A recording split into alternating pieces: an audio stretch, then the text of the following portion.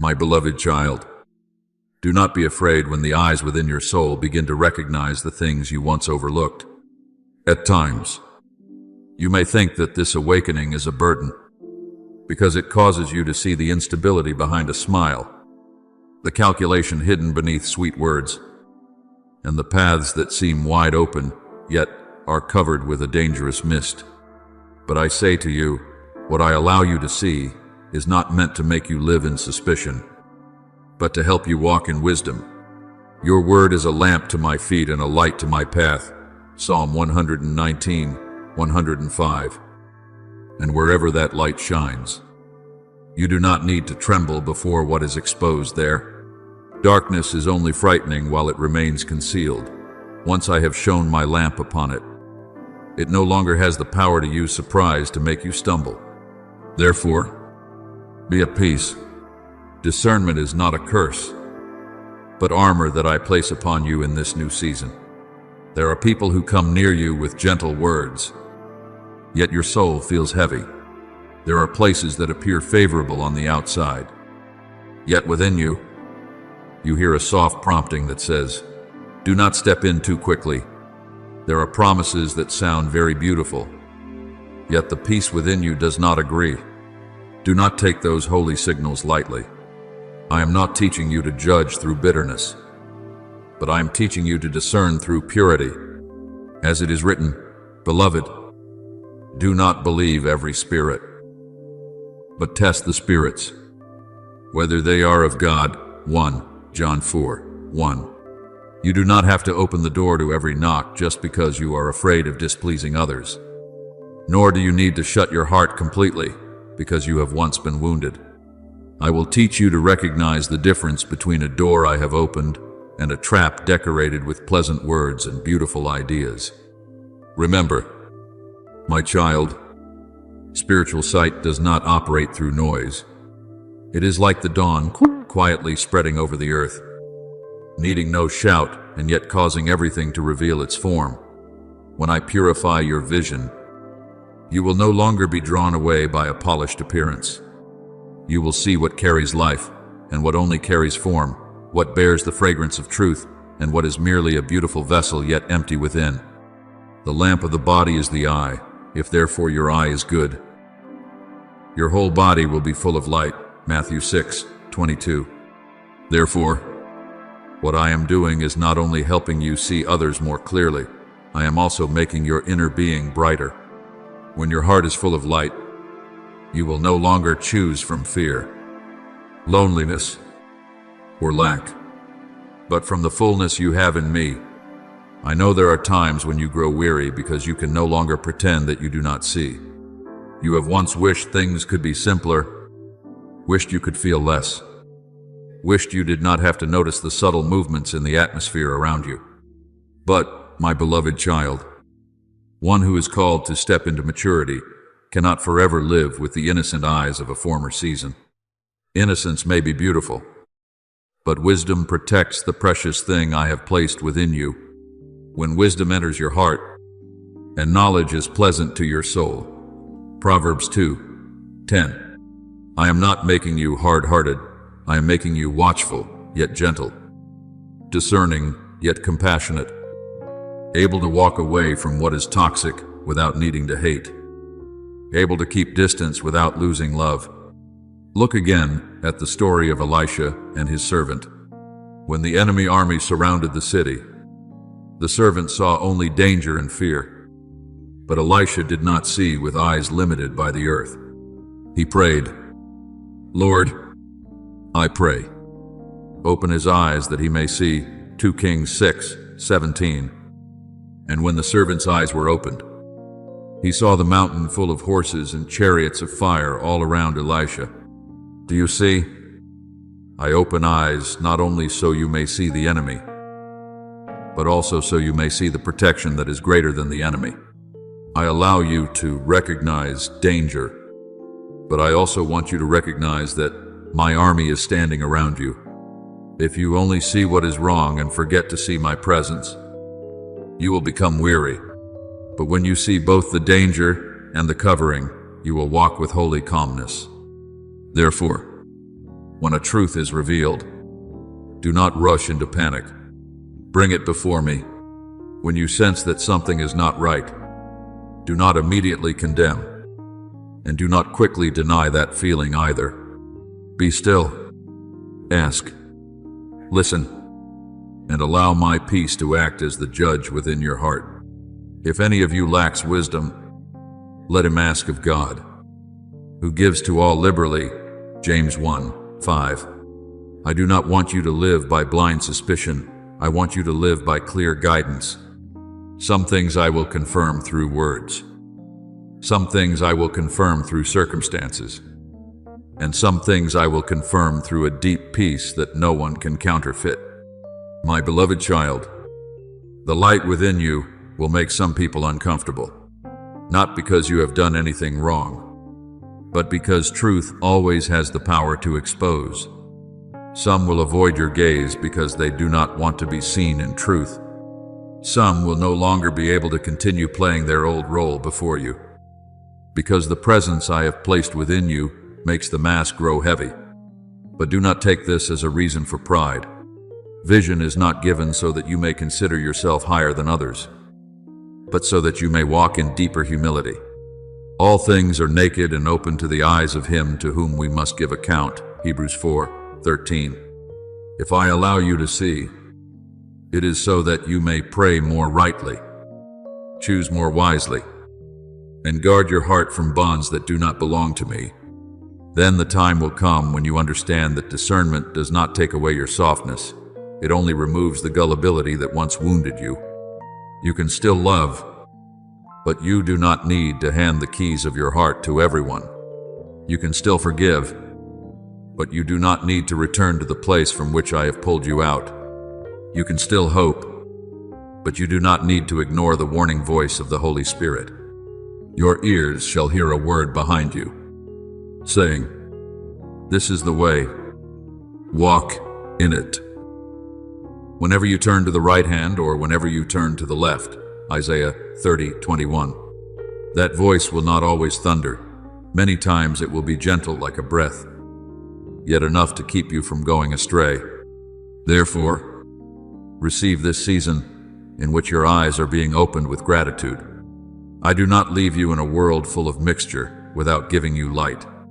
I do not call you into destiny while leaving you blind to the things that would pull you off course. From now on, walk more slowly when needed. Speak less when your soul is not yet at peace, and pray more deeply when something remains unclear. I am with you in every moment of recognition. I will not allow you to be enticed by darkness covered in gold, nor will I allow you to close your heart to true light simply because you were once deceived. Trust me, my beloved child, my eyes are upon you, and the light I am placing within you will lead you through this season with steadfastness, purity, and peace. My beloved child, when the mist is lifted from the eyes of your soul, the first thing you feel may not be relief, but overwhelm. I know this. I know that sudden brightness can sometimes make you narrow your eyes, like one who has stayed long in a dark room and is now let out before the dawn. But, my child, do not mistake that trembling as a sign that you are walking the wrong way. There are times when grace does not come like a gentle hand softly caressing you, but like a powerful beam of light shining into the places you once did not dare to look. God is light, and in him is no darkness at all. 1 John 1:5. So when I bring you closer to the light, whatever does not belong to truth will begin to appear, not to make you afraid, not to make you suspicious of everyone, but so that you no longer have to live under the power of hidden things.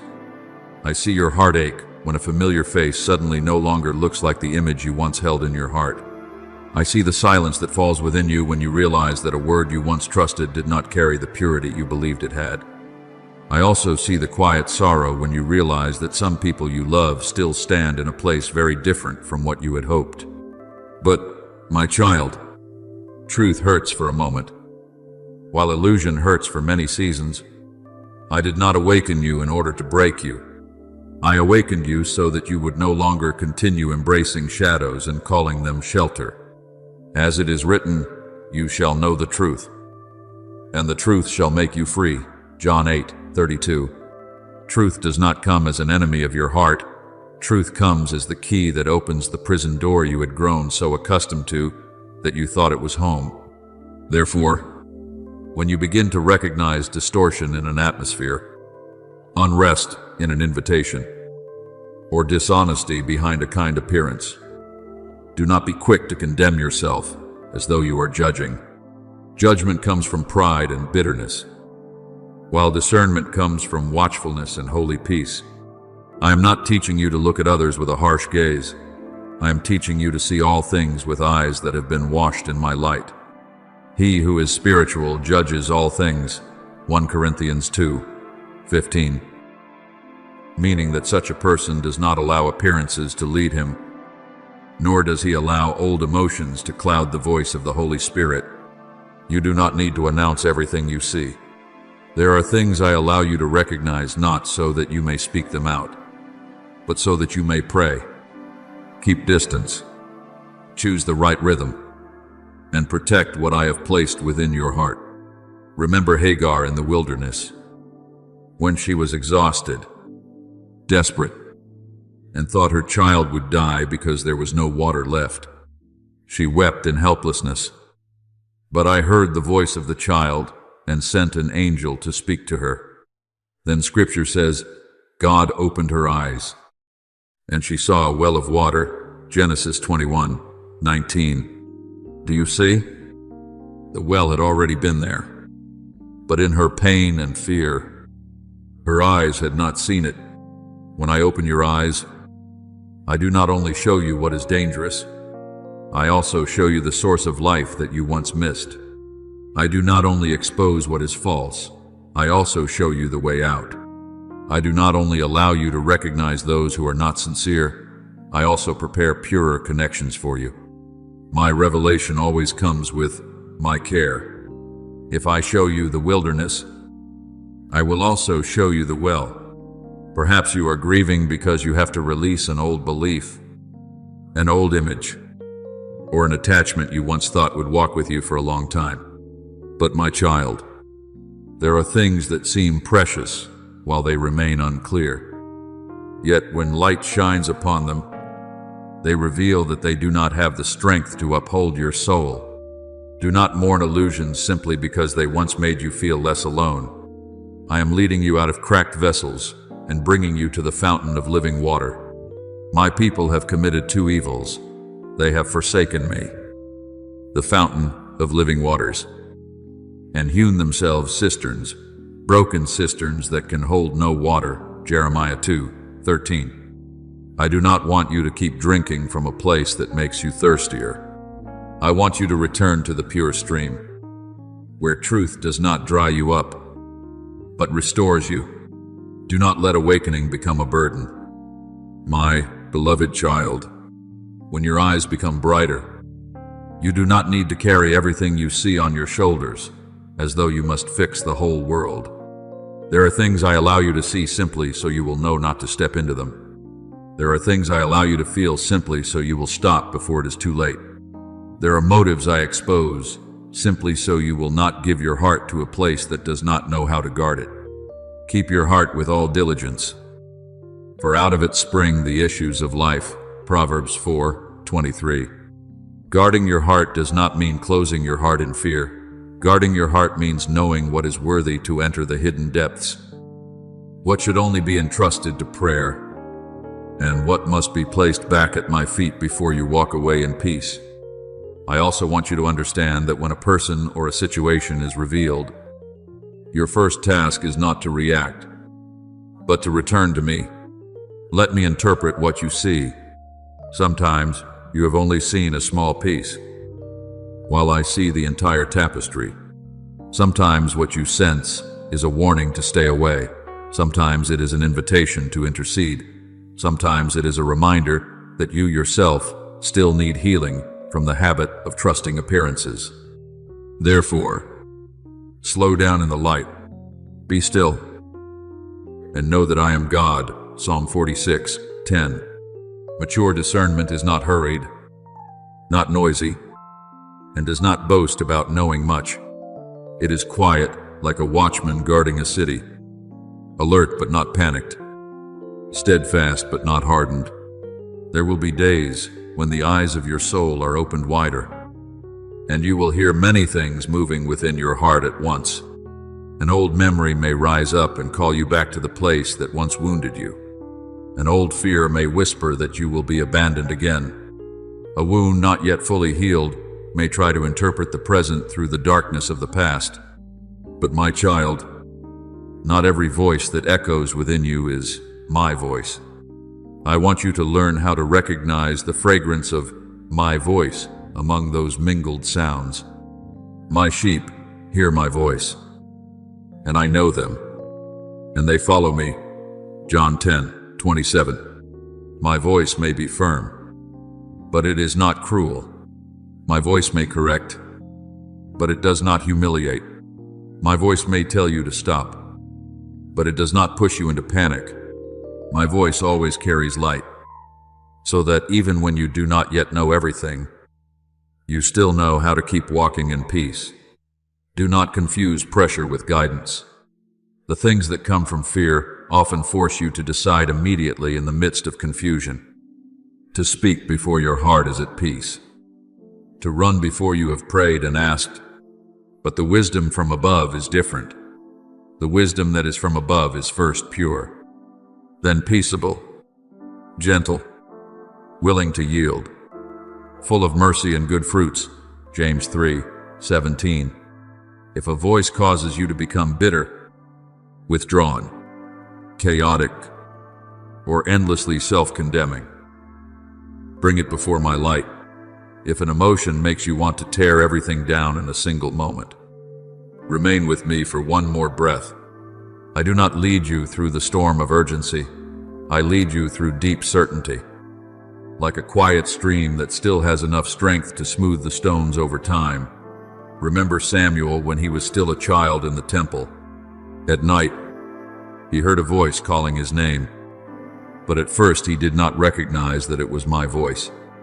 He ran to Eli, thinking that Eli was calling him.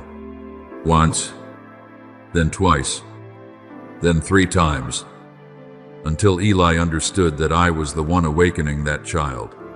Then Samuel was taught to say, "Speak, for your servant hears." 1 Samuel 3:10. Do you see? Even the one who is called must learn to distinguish the true voice. Samuel's immaturity did not cause me to leave him. I patiently called until he knew how to answer the right source. In the same way, I do not condemn you for the times when you have confused my voice with the voice of pain. I am training your ear. I am making your soul more sensitive, so that you will no longer run everywhere simply because you hear a familiar sound, but will know how to return to me, where the true calling begins. On that journey, you will recognize that my voice does not make you smaller. I may point out what needs to be corrected, but I do not crush your dignity. I may clearly reveal a wrong path, but I do not call you a failure. I may close a door, but I do not leave you feeling abandoned in a dark hallway. God has not given us a spirit of fear, but of power and of love and of a sound mind. 2 Timothy 1:7. Therefore, if a voice only sows terror within you, making you bow your head in shame without leading you into repentance filled with hope, then know that this is not the way I lift up my children. I correct in order to restore, not to destroy. I warn in order to protect, not to imprison. The season of revelation is not a place where you stand forever on the shore, watching the water flow by and fearing that your feet may get wet. I open your eyes so that you may walk more rightly, not so that you may become paralyzed in analysis. There are things I show you so that you may leave. There are things I help you understand so that you may forgive but not return. There are things I make clear so that you may receive the new portion without being bound at the feet by old cords. When you hear the right voice, the fog begins to withdraw. What once made you hesitate will lose its power to control you. For as many as are led by the Spirit of God, these are sons of God. Romans 8:14. The one who is led does not need to understand the entire map all at once. That one only needs to recognize the hand that is holding them. And I am holding you, not loosely, not from afar, and not with hesitation. Therefore, my beloved child, do not call this season a season of retreat simply because you are being purified more deeply. Do not call it delay simply because I am teaching you to listen more carefully before you step forward more powerfully. What I am doing is bringing you into a higher realm of living where you no longer react according to wounds, no longer choose according to lack, and no longer allow darkness to use old voices to pull you away from the path of light. The humble he guides in justice, and the humble he teaches his way. Psalm 25:9. Keep your heart humble, because the more clearly you see, the more you need to remain close to me. Keep your softness, because the better you discern, the more you need to love with purity. Keep your ears in peace, because it is there that you will recognize my word among every noise. Now I call you to stand upright in the light that has been given, not upright in pride, but in the steadfastness of one who knows they no longer belong to the old cycles. You were not created to keep walking around the same mountain forever. Your eyes were not opened merely so you could keep looking back. You were awakened to enter the land I have prepared, with clarity in your eyes, peace in your heart, and my voice as the rhythm guiding you from within. When I speak, you will know. When I restrain, you will stop. When I open, you will step forward. And when I call you higher, you will no longer bow down to listen to the voices that once imprisoned you. Go, my beloved child, for this is the season for you to take hold of what I have written over your life, to enter it with wisdom, courage, and the pure faith that the one who called you is also the one who will keep you to the very end. My beloved child, let this truth sink deeply, not only into your thoughts, but into every breath and every quiet place within your heart. You were not created to spend your whole life trying to prove that you are worthy. I knew you before you knew yourself. I called your name before you could do anything to impress anyone. Before I formed you in the womb, I knew you. Jeremiah 1:5. And therefore, your worth does not begin with human recognition, nor does it end when someone fails to understand you. You do not need to shrink yourself to fit the narrow mold that fear, the past, or the judgments of others once placed upon you. You do not have to dim yourself so that others may feel comfortable. The light I have placed within you was not meant to be hidden under a basket, but to be set upon a lampstand. As my Son has spoken, let your light so shine before men. Matthew 5:16. When you enter a place, you do not enter as one begging to be accepted. You enter as one being kept by me, sent by me, and covered with a peace that does not belong to this world. There were seasons before when you lived as though you had to read the faces of others in order to know whether you were allowed to be present. You learned to stay silent when you needed to speak, to shrink your dreams when you needed to stand upright, and to blend into the atmosphere around you just to avoid conflict.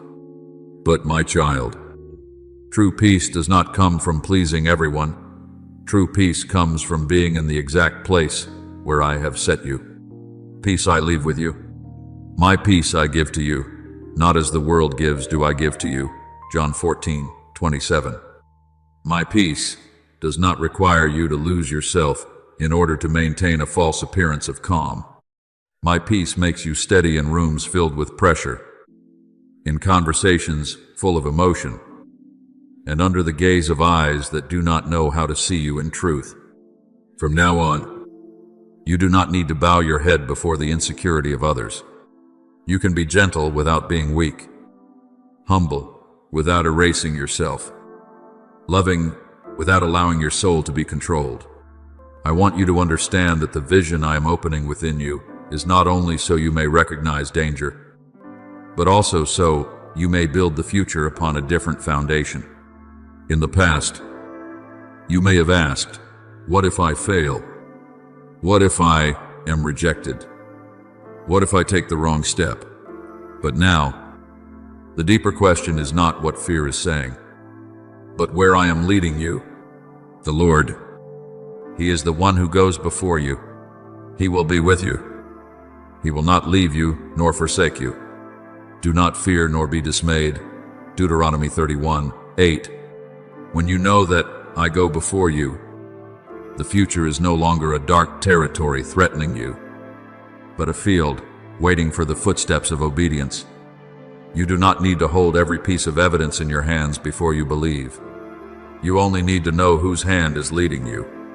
And my hand does not tremble, does not make mistakes, and does not abandon what I have begun in your life.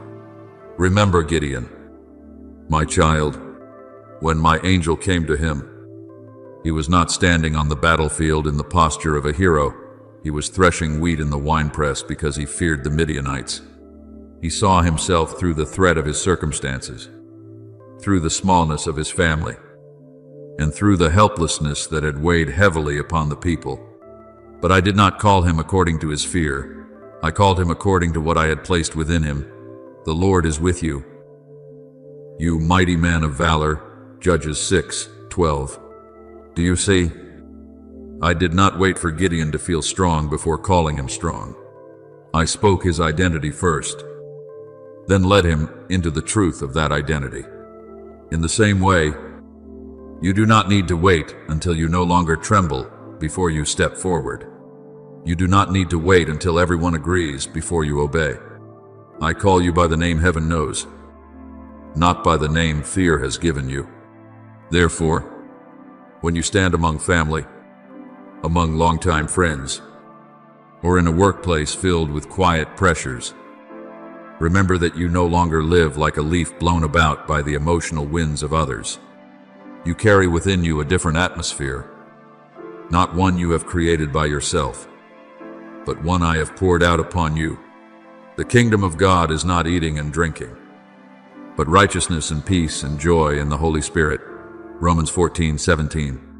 Wherever you go in obedience, that place can be touched by the peace you carry. It is not that you must speak much, nor that you must fix everyone.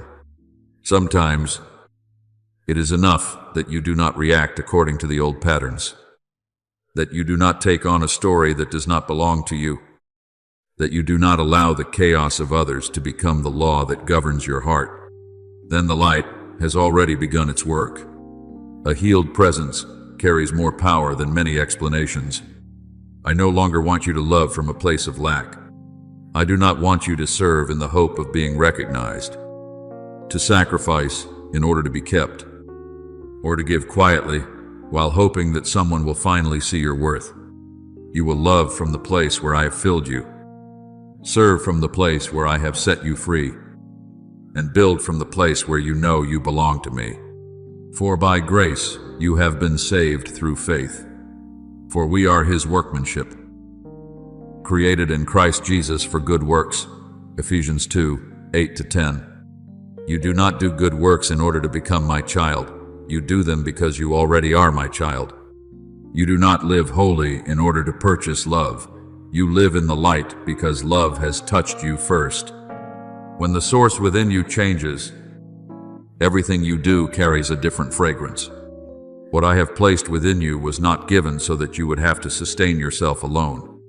Any gift that departs from my presence can become a burden. But a gift placed within my arms will become a pure stream leading you into peace. When you see too much, come to me before you try to interpret everything. When your heart is restless and you do not know why, sit beneath my shadow before rushing to conclusions. When you sense that something is out of alignment with truth, do not let your mind run in 100 directions. Let your soul return to the place of rest. Come to me, all you who labor and are heavy laden, and I will give you rest. Matthew 11:28. I am not only the one who opens your eyes, I am also the place where those eyes find rest.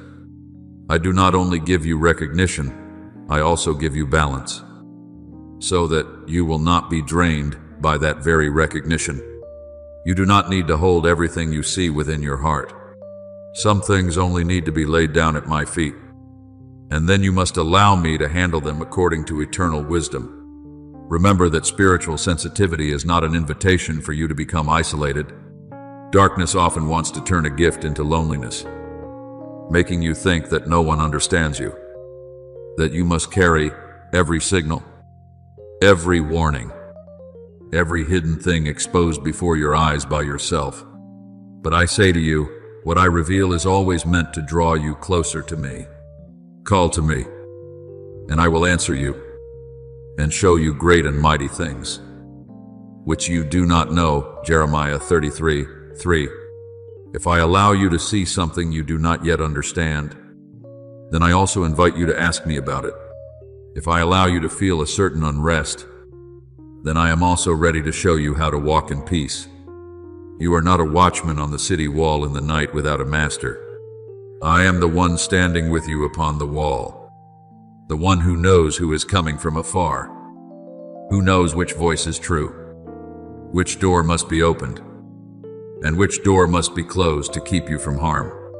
At times, you think you are tired because you are fighting, but deeper than that, you are tired because you have tried to understand the hearts of people by your own strength for too long.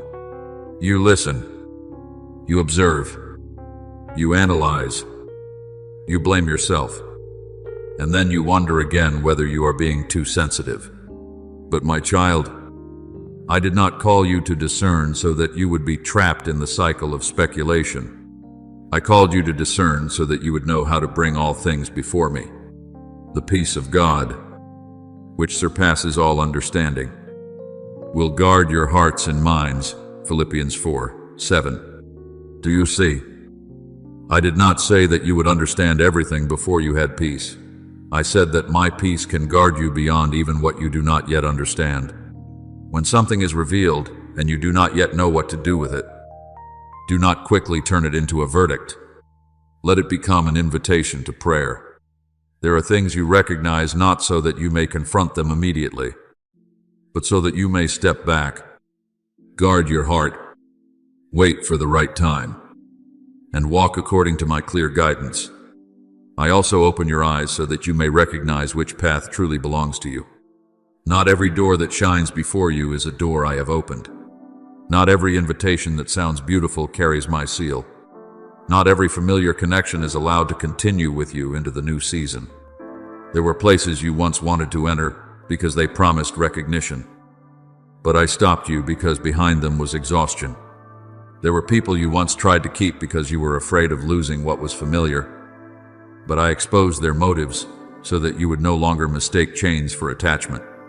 There is a way that seems right to a man, but its end is the way of death. Proverbs 14:12. I do not close doors to punish you. I close doors to protect the seed of destiny within you. I do not take away in order to make you poorer. I separate you from what is wrong so that you will still have enough strength to receive what is right. Look at Paul and those who traveled with him in the book of Acts. They wanted to preach the word in Asia, but the Holy Spirit did not permit them. They tried to go into Bithynia, but the Spirit of Jesus did not allow them. If seen only through natural eyes, a blocked door can look like failure. A hindered plan can make the human heart confused. But then, in the night, Paul saw a vision of a Macedonian man standing and pleading for help. And from there, the true path was opened. Acts 16:6-10. Do you see? My hindrance is often my map. I do not guide only through open doors. I also guide through closed doors. Sometimes what you call delay is actually a holy redirection. Sometimes what you call a lost opportunity is actually me pulling you away from a journey that would bear no fruit. If you learn to trust me, both in the invitation and in the restraint. You will no longer panic when a beautiful path suddenly no longer carries peace.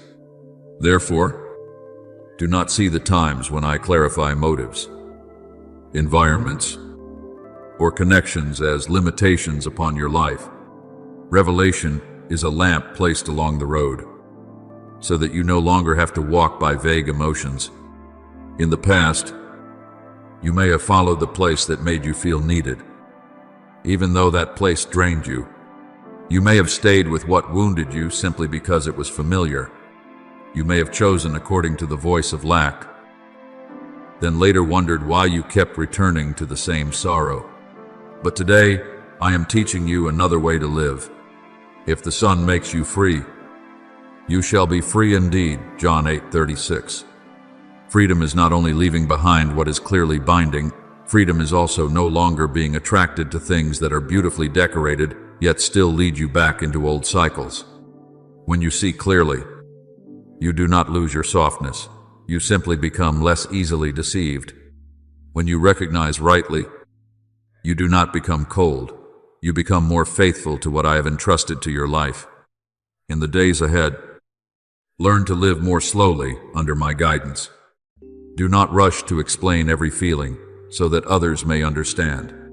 Do not force yourself to prove why you stopped, why you no longer open your heart as before, or why you chose a more peaceful path even when few approve. There are acts of obedience that only need to be understood between you and me. Your ears shall hear a word behind you, saying, "This is the way. Walk in it." Isaiah 30:21. That voice will lead you through invitations that do not belong to you, through rooms that are not meant for you, through relationships that cannot walk with you into the new depth. And each time you obey that guidance, you will feel your heart become lighter, not because everything outside has become easy, but because within you, you are no longer betraying the truth I have shown you. I want you to learn to honor the peace within you more than the noise around you. There are invitations that make others admire you, yet leave your soul dry. There are connections that bring you attention, yet quietly drain away your purity. There are paths that look as though they will lift you higher, but in truth only lead you farther from my voice. Do not be afraid of being misunderstood when you choose what is quiet instead of what is prominent. Do not be afraid of being called someone who missed out when you are actually obeying. Nehemiah also once faced what seemed like an ordinary invitation from those who wanted to harm him. But he answered, "I am doing a great work, so that I cannot come down." Nehemiah 6:3. Do you see? One who knows what he is building will not easily be pulled down from the wall entrusted to him. When I place a holy work within you, not every meeting is worth leaving your position for. Not every call is a call from me. Not every urgency carries the seal of heaven. There will also be nights when your heart feels heavy because of someone you love. You may not see with natural eyes what is happening, but your soul senses a trembling, a contrary wind, an invisible pressure surrounding them. In that moment, do not let your restlessness turn into useless anxiety. Turn it into the fragrance of intercession rising before me. Be anxious for nothing, but in everything, by prayer and supplication, with thanksgiving, let your requests be made known to God. Philippians 4:6. For there are battles you are not called to enter with words, but are called to stand in the secret place by faith. Your tears in the private room do not fall to the ground as meaningless things. I gather every drop, and in my hands, they become a quiet stream, watering places you cannot reach. There are gardens in the hearts of others that will bloom after a dry season, not because they know how long you prayed, but because I heard your whisper in the night. My child, do not despise small prayers of intercession. In the eyes of man, a person kneeling in silence may seem to be doing nothing great, but in the spiritual realm, that trust has power to move unseen doors. Remember Moses when the children of Israel fought against Amalek. When his hands were lifted up, the people prevailed. When his hands came down, they weakened. Aaron and Hur had to support his hands until evening, and the victory was sustained. Exodus 17:11-12. Do you see? Sometimes the one standing on the mountain in intercession is also taking part in the victory in the valley below. When you are weak, do not think your prayer becomes weak as well. I have spoken, my grace is sufficient for you, for my strength is made perfect in weakness. 2 Corinthians 12:9.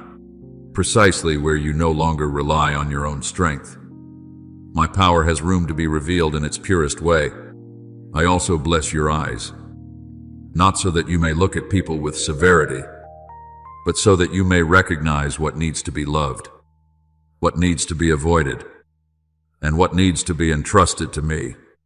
When your sight is sanctified, deception will no longer be able to hide easily before you, but neither will you become someone who delights in exposing others in order to lift yourself up. I want your pupils to carry light, while your heart still keeps mercy. The lamp of the body is the eye. If therefore your eye is good, your whole body will be full of light. Matthew 6:22. True light does not only expose darkness, true light also causes what is sincere to blossom boldly. Your presence, when it remains in me, will make those who live in honesty feel encouraged, while what is false will find itself no longer comfortable. This is not because you are trying to create influence. It is the mark of the light that is living within you. I also bless your heart, so that it will not turn to stone simply because it has seen many difficult things. There are truths that, when revealed, can make the human heart become dry and barren. But I will not allow you to walk in discernment while losing mercy. Keep your heart with all diligence, for out of it spring the issues of life. Proverbs 4:23. Guarding your heart does not mean locking it away in coldness. Guarding your heart means keeping it near my fountain. Soft, but not fragile. Gentle, but not easily invaded. Able to love without offering itself to the things that destroy. You will learn how to love rightly, which means loving with truth and not with gullibility. You will learn how to avoid rightly, which means leaving what is toxic without needing to hate. You will learn how to stand rightly, which means remaining firm in what I have spoken, without needing to wound anyone in order to prove that you are strong. Therefore, put on the armor I give, but do not lose the cloak of gentleness. Put on the whole armor of God, that you may be able to stand against the schemes of the devil. Ephesians 6:11. But remember that my armor does not turn you into someone hard and unfeeling. It protects you from poisoned arrows, from false invitations, from subtle manipulation, from stories that no longer belong to your destiny. And the cloak of kindness reminds you that softness is not failure. Meekness is not weakness, and a heart that knows mercy can still have holy boundaries. You do not need to choose between strength and gentleness. In me, you can be both, firm as a fortress, yet still fragrant like a garden after the rain. One day, when you look back on this journey, I want you to see not only the things you were able to avoid, but also the things you were able to preserve. You will see the times you did not step into a beautiful trap. You will see the nights when you interceded instead of panicking. You will see the moments when you were silent at the right time, walked away at the right time, spoke words of love at the right time, and stood firm in the right place. Those footprints will not look like the marks of someone being dragged along in exhaustion. They will be like a quiet trail of stars stretching through the valley, marking every time you chose light instead of illusion. The path of the righteous is like the shining sun that shines ever brighter unto the perfect day. Proverbs 4:18. Keep going, my beloved child. I am the unfailing light upon your path. the shade at your right hand, the voice calling before you, and the peace within you. When you know how to love rightly, avoid rightly, and stand rightly, you will live the full length of your days, not under the rule of fear, but in the gentle radiance of my presence, my beloved child. Hear this with your whole soul. This is not a season in which I awaken you, only to leave you sitting by the roadside. I did not open your eyes merely so you could look at hidden things, nor did I open your ears merely so you could hear and then hesitate. I make all things clear so that you may walk in steadfastness. Because vision is not given to be hung on the wall like a beautiful painting, but to become the road beneath the feet of the obedient. Arise and depart. For this is not your rest. Micah 2:10. There are places that once held you in familiarity, but can no longer contain what I am placing within you. There are rhythms of life that once made you feel safe, but now have become only an old garment, too tight around your shoulders. Therefore, do not return to the place of dimness simply because the light requires courage of you. The light I give is not meant to expose you to fear, but to lead you into the land that has carried your name in my eternal purpose. Every step you take in obedience carries weight before heaven. Do not underestimate a small decision when it is born from my peace. Do not take lightly the time you refuse what does not belong to you, the time you keep silent instead of reacting, the time you choose the cleaner path even when few understand it. The steps of a good man are ordered by the Lord, and he delights in his way. Psalm 37:23. You may think you are simply walking through an ordinary day, but in the unseen realm, milestones are being raised. Every time you hear my voice rightly, you are not only avoiding a wrong turn, you are signing your name by faith upon the vision I have written. Every time you walk away from a trap covered in brilliance, you are protecting the trajectory I have marked out for your life. And every time you stretch out your hand to lift a soul sinking deep in darkness, you are not only helping one person stand, you are causing the light to advance one step farther in a land once occupied by fear. Remember the story of the people of Israel, standing before the Jordan River. The waters were overflowing their banks. The season was not convenient. The circumstance was not easy. And if one looked only with natural eyes, no one could have called it the right time to cross over. But I commanded the priests carrying the Ark of the Covenant to step down first. And Scripture records that as soon as the soles of their feet touched the edge of the water, the river stopped, and the people crossed over on dry ground. Joshua 3:15-17.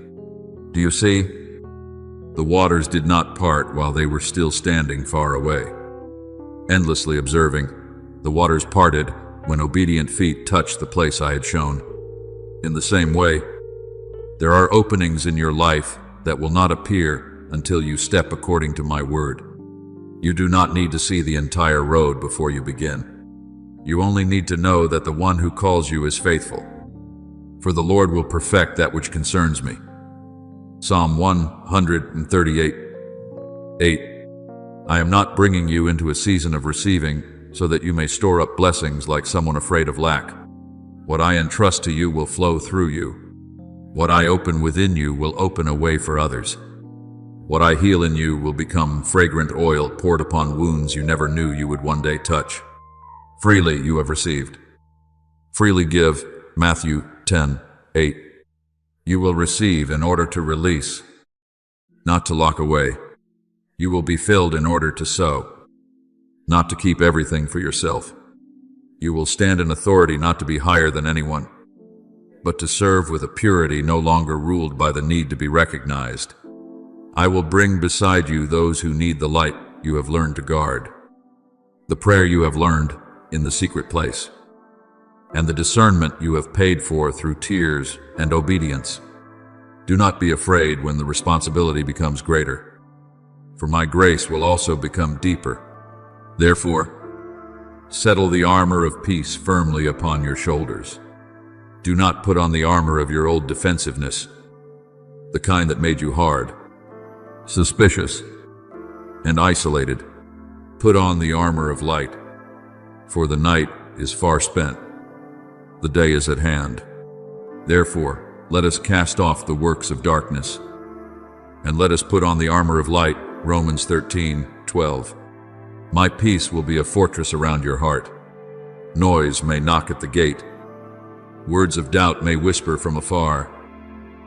Old memories may try to call your name, but they no longer have the right to rule the inner sanctuary of your soul. That hidden place belongs to me. There, my voice resounds not loudly but clearly, not coercively but with authority, not making you shrink back, but causing you to stand upright when every other sound competes to pull you away. Return to the place where I speak in stillness. For after the fire came a still small voice, 1 Kings 19:12. And it is in that still small voice that the one who belongs to me recognizes the way they must go. Walk with bright eyes, yet with a heart that remains soft. I do not want discernment to make you a cold person. I want you to shine like a torch in a dark forest, yet remain as tender as good soil, waiting for seed to sprout. Blessed are the pure in heart, for they shall see God. Matthew 5:8. The pure in heart do not look in order to condemn, but in order to know how to love rightly. You will know when to come near, when to keep distance, when to intercede quietly, and when to speak with gentleness that carries authority. Your wisdom will be like a sail that knows how to receive the wind of the Holy Spirit, neither creating storms for yourself nor missing the current I send.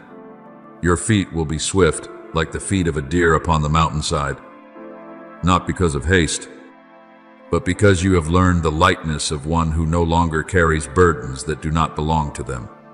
He makes my feet like the feet of deer, and sets me on my high places. Psalm 18:33. I want you to remember Ezekiel when I brought him to the valley full of dry bones. Before his eyes were death, decay, helplessness, things that had lost their form and seemed as though they would never live again. But I did not tell him to weep over that pile of bones. I told him to speak. I said, Son of man, prophesy to these bones. Ezekiel 37:4. And when the word was spoken under my command, bone began to join to bone. Sinews and flesh began to cover them, and breath began to return. Do you see? A word sent by me can touch the place that seems dead. It does not only comfort, it awakens. It does not only describe the present condition, it calls my future into the present. Therefore, when I place a word of restoration within you, do not treat it as a passing emotion. Before you may stand only a weary soul, a fractured family, a heavy atmosphere, or a person who has stopped hoping. But my word through you can do what your own strength cannot. You do not merely occupy space, you carry my atmosphere with you. When you enter a room with a surrendered heart, peace is not only within you, but begins to spread around you. When you hold someone's hand to pray, you are not merely showing compassion, you are setting light before dark barriers. When you speak a word of encouragement at the right time, hope can begin to flow again through the veins of a heart that has grown cold. As my son said, you are the light of the world, Matthew 5:14. And that word is not a beautiful symbol to hang in memory, but a living commission for every day you still walk upon the earth. Light does not need to ask darkness for permission to shine. It only needs to remain faithful to its nature. And when you abide in me, the light you carry is not boastful, but it has power to make chaos lose its right to rule. Yet, my beloved child, influence is not given so that you may control others. I do not place words in your mouth so that you may use them like a rod to strike the weak places in people. I place words within you so that you may become one who rebuilds, one who lifts up, one who watches over, one who brings clarity into places of confusion. The Lord God has given me the tongue of the learned, that I should know how to speak a word in season to him who is weary. Isaiah 54. Let that verse become a gentle law upon your lips. If you see a fracture in someone, do not rush to name it with severity. Ask me how to pour oil upon it. If you recognize their weakness, do not use discernment to stand above them. Use it to intercede more deeply. If you see a dark place, do not be afraid. And do not become proud. Become a lamp close enough for them to find the way without being burned by condemnation. From now on, I want you to guard your lips as you would guard a small altar. Do not let complaint defile the place I have sanctified. Do not let bitterness borrow your voice to sow more thorns. Do not let weariness cause you to speak things contrary to what I am building. Death and life are in the power of the tongue. Proverbs 18:21. And you are learning to use words as one who understands that every sound can plant a seed. Some seeds will grow into peace. Some seeds will grow into courage. Some seeds will grow into repentance, forgiveness, and return. Let your words be filtered through love, balanced by wisdom, and purified by my presence, so that even when you must speak something strong, the listener can still sense that the purpose behind your words is not to make them collapse, but to call them to rise. So walk forward, my child, with eyes that are bright but not proud, with lips that are sanctified but not hasty, with a silence that knows how to listen and words that know how to heal. Wherever darkness tries to thicken the air, bring into that place the breath of peace. Wherever human hearts are dry and barren, let my word through you become an underground stream. Wherever fractures appear, bring the oil of mercy. You are not the only answer to every pain, but you are an answer I send to the places I have appointed you to touch. And as you remain faithful to the light entrusted to you, you will see rooms begin to change, hearts begin to soften, and paths begin to open, not because you are trying to shine, but because I, the one who is the unfailing light, I am living and speaking through you. My beloved child, when old memories suddenly return, do not quickly think that you are moving backward. There are shadows of yesterday that rise up not to pull you back to the place from which I have brought you out, but to show you how deeply you have been healed.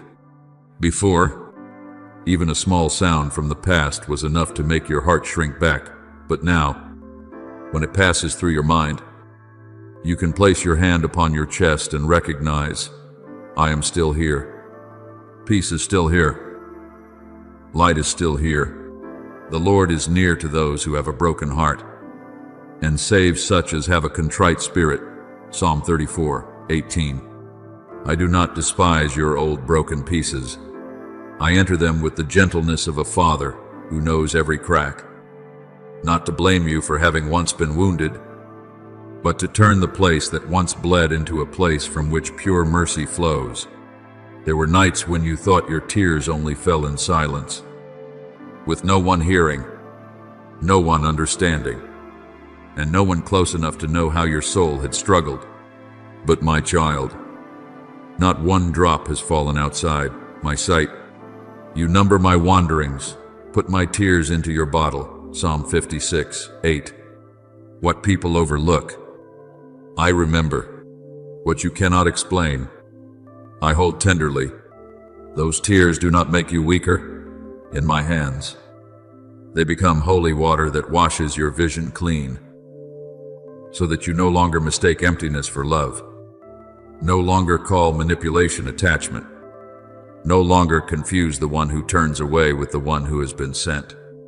I use your tears like a quiet stream, watering the dry ground within your heart, so that one day, where there was once only sorrow, wisdom, gentleness, and a very deep light will begin to grow. Therefore, do not be afraid when your heart suddenly remembers those who left. The emptiness they left behind is not proof that you are not valuable enough. It is only a place I am clearing so that my atmosphere may enter. There are people who leave your life not because you have been abandoned, but because I am freeing you from a room too narrow for what I am about to do. There are doors that close not to lock you outside, but to keep you from returning to a place that would continue making your soul small. I have set before you an open door, and no one can shut it. Revelation 3:8. And the door I opened does not need the permission of those who once failed to see what I placed within you. When they walked away, I did not leave. When they became silent, my voice remained. When they left behind an empty space, I turned that space into a place where the wind of the Holy Spirit could blow in, stirring again the flame you thought had gone out. Remember Joseph, my child. He was sold by his own brothers, misunderstood, falsely accused, and forgotten in prison. If seen through natural eyes, his life seemed torn apart by betrayal. But I did not allow the hands that harmed him to have the authority to write the final chapter of his story. When the time came, the very place that had once been a tunnel of pain became the corridor, leading him into a position where he would save many people from famine. Later, he said, "You meant evil against me, but God meant it for good." Genesis 50:20. Do you see? What others use to break you, I can use to deepen you. What once made you weep, I can turn into authority. What once made you think you had been rejected, I can use to place you in the right place, in the right season, for the right purpose. I am also changing the garments within you. You have worn the heavy clothing of loss long enough. You have grown accustomed to living cautiously, to walking softly because you were afraid of touching an old wound, to hiding your joy because you thought you were not yet allowed to come alive again. But I say to you that season no longer rules over you.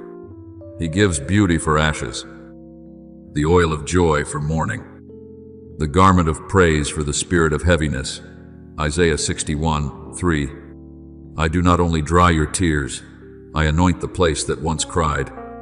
I do not only lead you out of sorrow, I teach you to walk with the fragrance of one who has been restored. From now on, the life within you is no longer a weak flame, struggling to survive in the wind, but a lamp sheltered by me, filled with oil by me, and placed by me where light is needed. You will find yourself walking more lightly, but not more fragile. You will find your heart becoming softer, but not easier to deceive. You will find that you can love people deeply while still keeping pure boundaries.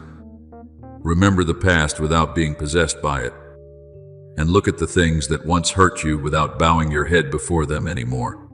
That is the sign of true healing. They shall rebuild the old ruins.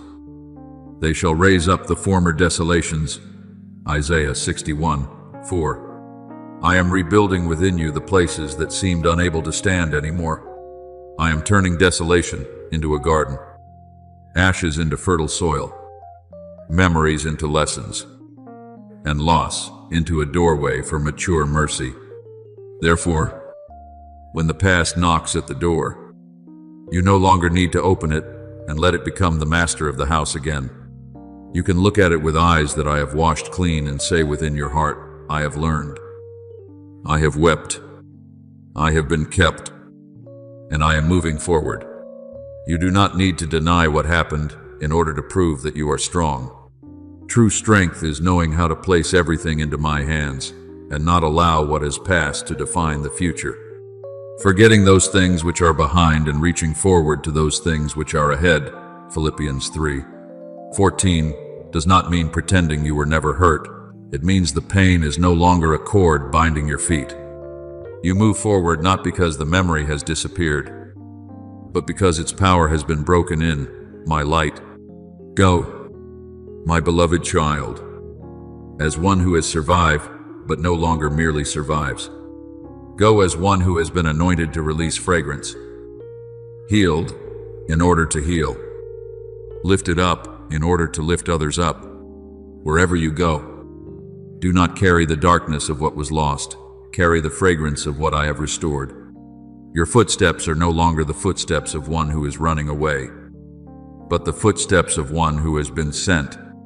And when the world looks at you, they may see only an ordinary person. But the spiritual realm recognizes the oil upon you, recognizes the light within you, recognizes that the one who once wept in the night has now stepped into the dawn with a tender heart, bright eyes, and a soul no longer bound by chains. I am with you, and what I have done within you will not be taken back by darkness.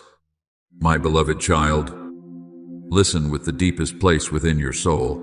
Not everything that stands still has been forgotten, and not every door that has not yet opened is a sign that I have rejected you. There are seasons that appear to be delays before your eyes, yet in my hands they are quiet threads being woven into their proper place.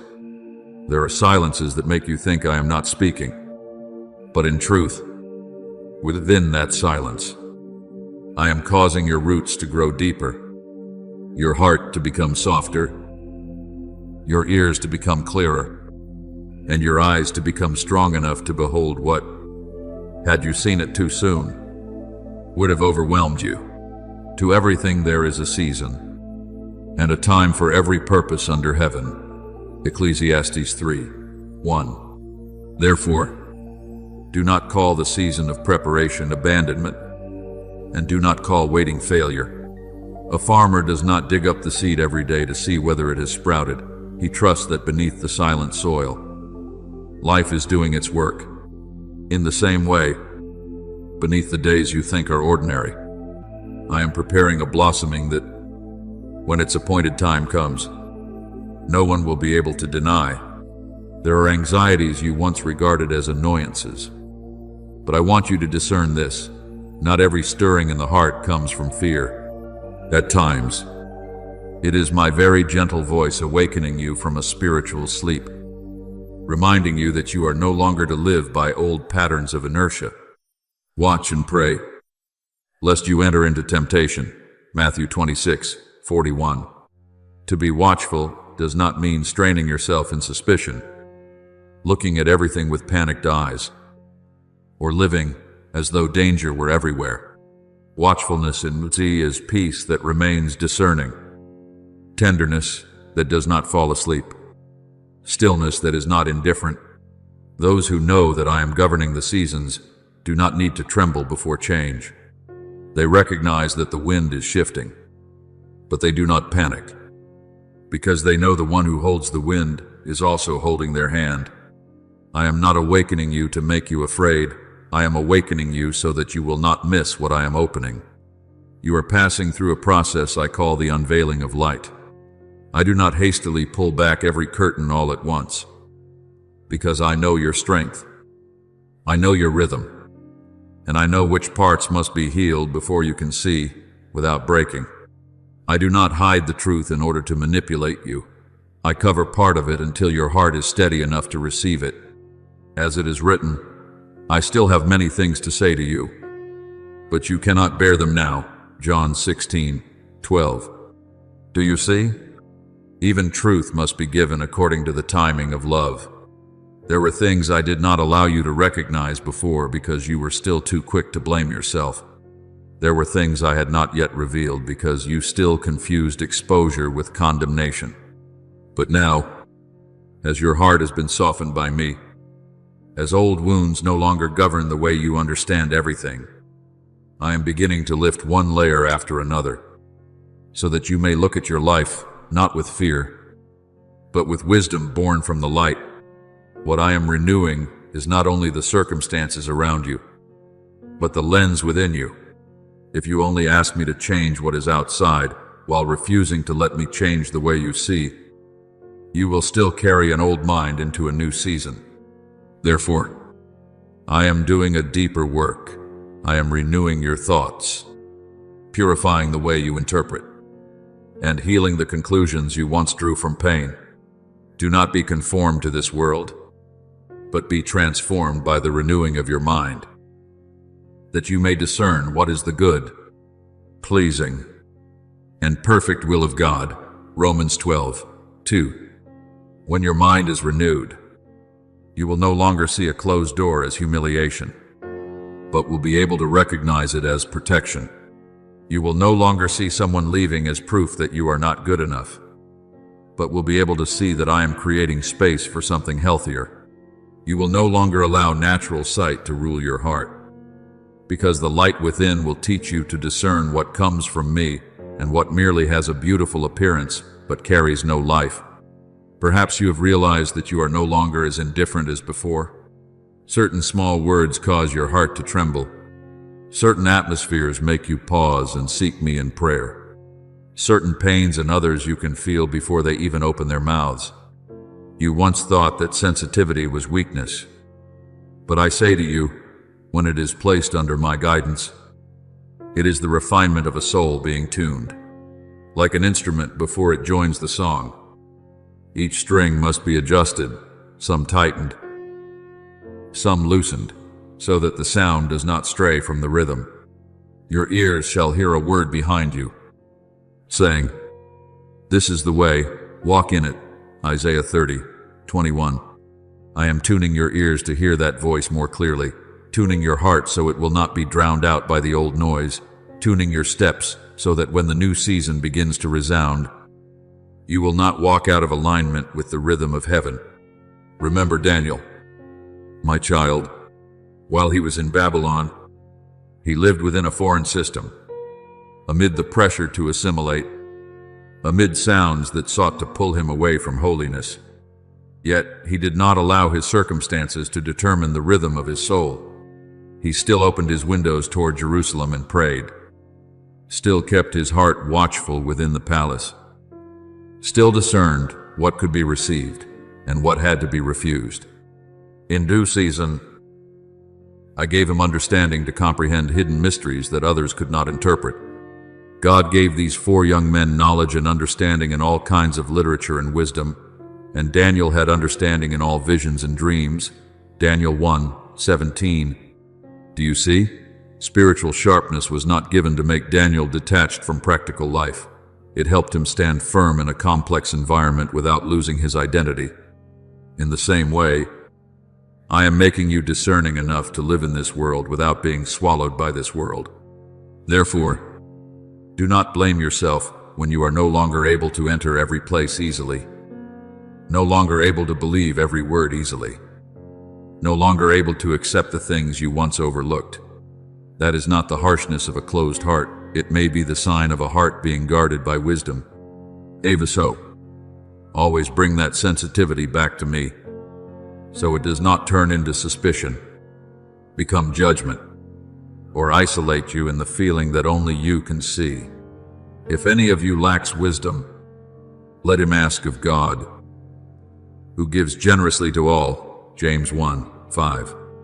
I will teach you when the stirring in your heart is a warning, when it is an invitation to intercede, when it is an old wound that needs to be anointed, and when it is a call to step into something new with courage. My beloved child, this is not a season for you to fall asleep in old habits, but neither is it a season for you to panic over what is still unclear. Be watchful in peace, wait in trust, walk when I speak, and rest when I tell you to stand still. What I am unveiling is not meant to make you heavier, but to free you from illusion.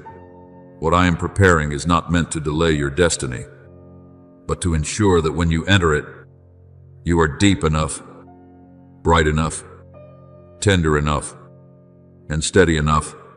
He who began a good work in you will bring it to completion. Philippians 1:6. I am not unfinished with you. I have not mistaken your season. I have not forgotten what I promised. Let every silence become soil for your roots to grow. Let every waiting place become where your faith matures. And let every stirring in your heart lead you closer to me. Then you will see that what you once called delay was my hand arranging things. What you once called silence was the place where I was preparing. And what you once called unrest was the holy bell awakening you to step into a new season with clear eyes, a renewed mind, and a soul aligned with the rhythm of heaven. My beloved child, the fire I have placed within you is not a fire that burns down everything it touches, but a holy fire that knows how to separate, refine, and return all things to their true nature. It separates mercy from people-pleasing, so that you no longer use love as a reason to allow what is wrong to keep wounding your soul. It separates honesty from bitterness, so that when you give warning, your words do not carry the scent of revenge, but the fragrance of salvation. It separates courage from impulsiveness, so that you do not remain silent out of fear, and you do not speak merely because you have been provoked. He will sit as a refiner and purifier of silver, Malachi 3:3. And that is the very work I am doing in you, heeding not to destroy, but to remove impurity, so that what is true within you may shine without needing to compete with anyone for the light. Therefore, when you open your mouth, let your words pass through the altar before they pass through your lips. I do not want you to speak merely because you see what is right. I want you to speak when those words have been anointed by love and held in wisdom. There is truth that, if spoken from a wound, becomes an arrow, but if spoken in the Holy Spirit, becomes a scalpel. A scalpel is sharp as well, but it is sharp in order to remove what is poisonous, not to leave the sick in despair. The words of the wise bring healing, Proverbs 12:18. So remember this, the word I place within you may be strong, but it must never lose mercy. It may be clear, but it must never become proud. It may awaken the listener, but it must never crush the dignity of the one whom I am still calling back. There will also be times when I tell you to be silent, and do not regard that silence as defeat. There are battles that, if you answer them, will drag you down into the same level of chaos as others. There are provocations that only wait for you to open the door so they can scatter more dust into your heart. But when you remain still in me, that silence becomes a stronghold, so that schemes can find no place to cling to your soul. In quietness and trust shall be your strength, Isaiah 30:15. You do not need to win every argument to prove that you belong to the light. Sometimes victory is preserving your peace. Sometimes authority is refusing to step into a trap built out of words. Sometimes your strongest voice is a heart that is no longer being controlled. I am raising the lamp within you higher day by day. Each time you intercede, instead of judging, that light expands. Each time you see what is wrong, but do not allow your heart to harden, that light becomes clearer. Each time you recognize a soul hiding behind a shell of sin, disappointment, or pride, and still choose to ask me to touch them, you are acting as one who carries the heart of the kingdom of heaven. Remember, Christ came to seek and to save the lost, Luke 19:10. I do not allow you to see the brokenness of others so that you may despise them. I allow you to see it so that you may know where oil is needed, where prayer is needed, and where gentle yet steadfast light is needed. Some people are only hiding behind thorns because they have once been wounded. You must not embrace the thorns and let yourself be pierced.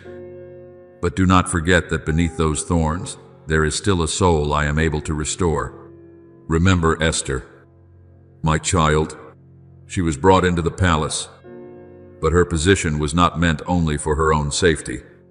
When my people faced danger, Mordecai reminded her that perhaps she had come to the kingdom for such a time as this. Esther 4:14. Esther did not rush out in haste. She fasted, prayed, waited for the right moment, and then stepped before the king with courage that had been born in the secret place. Do you see? My timing does not require fire alone. It requires watchfulness. It does not require a voice alone. It requires the right moment. It does not require mercy alone. It requires wisdom so that mercy may become deliverance. In the same way, I have placed you in certain rooms, relationships, and circumstances not by accident. There are places where your presence is meant to change the atmosphere. There are people you meet so that hope may be awakened. There are words you speak at the right time that will open a way of escape where others thought every door had already closed. Do not let the passing days deceive you into thinking you can keep sleeping in the old place of safety. There are seasons in which I patiently prepare for a long time, but when the appointed time comes, you must step forward. Understand the time. The hour has already come for you to wake from sleep. Romans 13:11. What I have pressed through the winepress of sorrow is no longer meaningless bitterness in my hands. It is becoming the new wine of understanding, mercy, and authority. But new wine must not be poured into old wineskins. You cannot carry the new portion with old reactions, old fears, and old ways of protecting yourself. I am giving you a new rhythm of life, watchful without being tense, strong without being harsh, simple without being naive, burning with fire without burning others down. When you stand in the position I have entrusted to you, the unseen realm recognizes that obedience, not because you are great in the eyes of men, but because you are willing to stand exactly where I have placed you. When you speak the word I lift to your lips, heaven bears witness with peace. When you take the hand of a broken person and pray with a heart that does not seek display, my love moves through that simplicity like a holy current, touching places you cannot touch by your own strength, not by might, nor by power, but by my Spirit. Zechariah 4:6.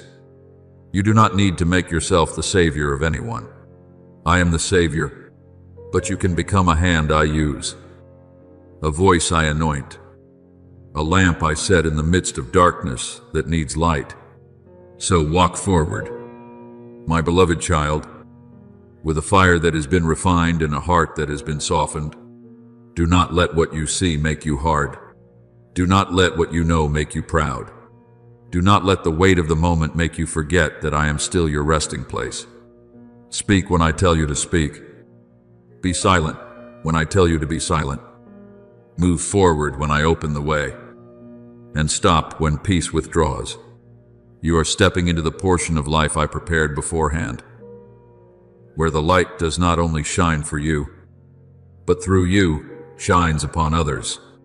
And as you remain faithful in each small moment, in every word that has been purified, in every quiet intercession, in every silence that carries authority, you will see that this is not a season of fear, but a season of holy fire, of new wine, of dawn spreading wider, and of a life finally standing in its rightful place within my will. My beloved child, let this settle deep within you like morning dew soaking into thirsty ground. You no longer have to live like someone wandering everywhere, begging for a sign that you are worthy of love, worthy of being heard, worthy of being present. Before any eyes ever looked upon you, I looked upon you with everlasting love. Before any praise or criticism touched your ears, I called you by the name that belongs to me, because you are precious in my sight, honored. And I love you. Isaiah 43:4. Therefore, your worth is not suspended upon the changing hearts of people. It does not rise when others approve of you, nor does it collapse when someone turns away. I have set the foundation of your identity upon rock, not sand, upon my word, not public opinion, upon covenant, not the fleeting emotions of those around you.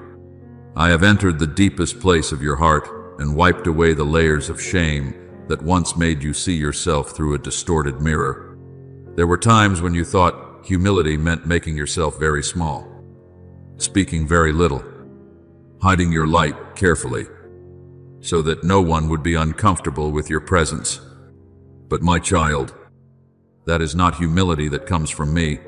That is fear dressed in the clothing of virtue. True humility does not make you disappear. It places you rightly before me. True humility knows that every good thing within you comes from me. Yet it also does not deny what I have sown in you. For we are his workmanship, created in Christ Jesus for good works, Ephesians 2:10. If I myself created you with purpose, you do not need to apologize for existing. If I have lit a lamp within you, you must not cover it with your own hands, merely to please the darkness. Remember Mephibosheth, the son of Jonathan. He once lived in Lodabar, a place whose name carries the meaning of dryness and distance.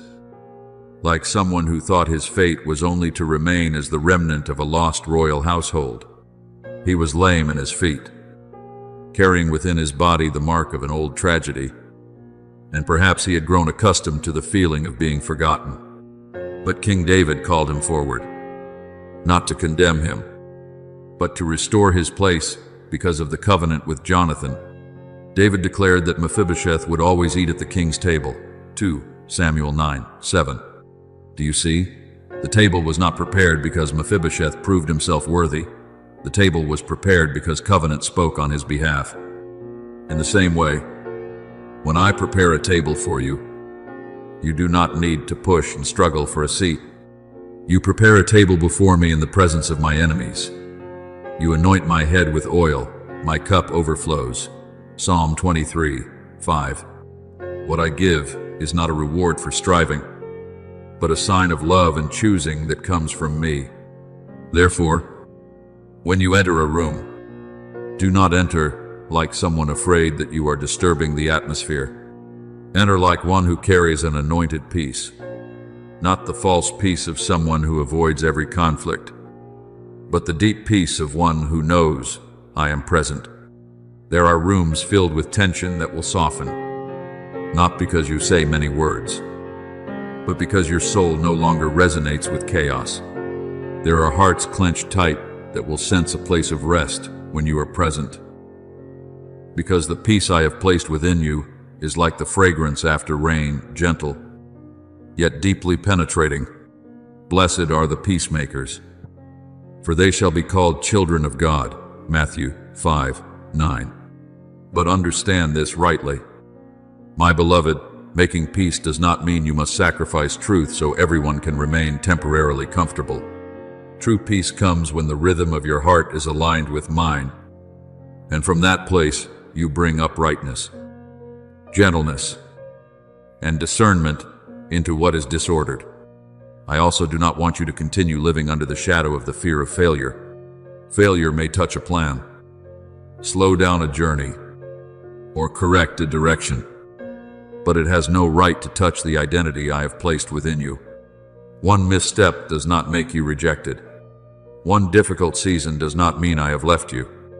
One closed door does not prove that the future is over.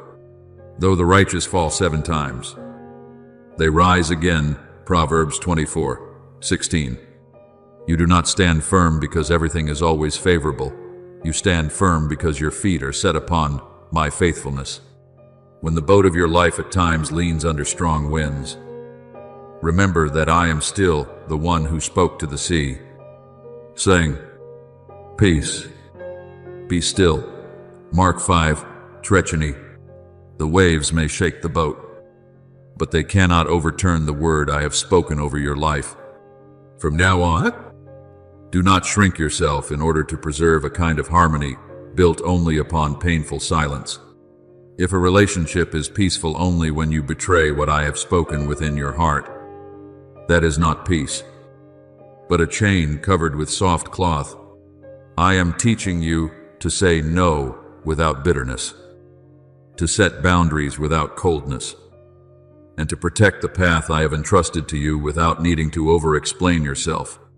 Above all else, guard your heart, for from it flow the springs of life. Proverbs 4:23.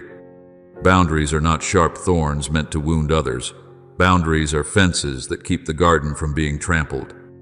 When you refuse what does not belong to you, that no may ring out like a bell of awakening, not only protecting you, but also reminding other souls that true love never demands that a person lose themselves. And when I tell you to say yes, say it with pure faith, not under the pressure to please anyone. There are certain agreements that will be like small seeds falling into the soil. Today you may not see much, but in the right season, they will bloom. There are acts of obedience that are not loud, that no one recognizes. Yet I see them and place upon them the breath of harvest. Those who sow in tears shall reap with joy. Psalm 126:5. You do not need to know the entire outcome before you obey. You only need to know which voice is mine. When my voice prompts you, you can step forward even while the ground is still covered in mist. When my peace withdraws, you can stop even if the road before you looks radiant. That is maturity, not being carried away by brilliance, and not being held back by fear. My beloved child, I am clothing you with a new garment, not woven from old self-protection, but woven from peace, wisdom, and assurance. You are no longer the one standing outside the banquet looking in, no longer the one who must prove that you are worthy to be called by name, no longer the one bowing your head before every changing gaze. I have anointed your head, and your cup is not full for you alone. It will overflow to refresh the dry and weary ones I place around your life. Walk gently, yet firmly. Say no when what is holy must be guarded. Say yes when I open the way. Keep your heart tender without being weak, bright without becoming proud, peaceful without compromising, for I am with you. And wherever I have reserved a place for you, no fear has the right to pull that chair out of my hand. My beloved child, let this promise not merely remain in your memory as a familiar verse of Scripture, but let it become the deepest breath of your life. Behold, I am with you always, even to the end of the age. Matthew 28:20. I did not give this word as an ornament for you to wear outwardly on the days when your heart is weak. I gave it as a living stream within you, like new blood flowing through your soul, like a quiet rhythm of peace upholding you when everything outside begins to change. When you wake, I am with you. When you step into a new day without knowing what awaits, I am with you. When you must face rooms filled with pressure, eyes that are difficult to understand, and responsibilities that make your shoulders heavy, I am still with you. My presence does not come and go according to your emotions. It does not fade when you are tired, nor does it depart when you do not yet feel strong. I am with you because I have chosen to be with you, and the word I have spoken cannot be shaken by the weather of human hearts. From now on, do not walk as one who carries only your own strength. The life I have placed within you is not a fragile flame that you must forever shield with your hands. It is a light sustained by my Spirit. For in him we live and move and have our being. Acts 17:28.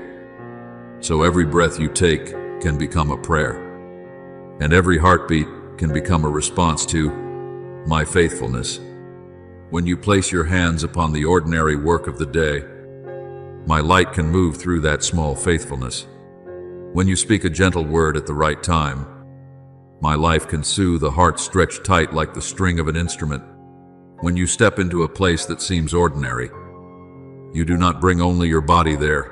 You bring an inner life that has been touched by me, an atmosphere that has been purified by me, and a mark that does not need to be displayed for the spiritual realm to recognize it.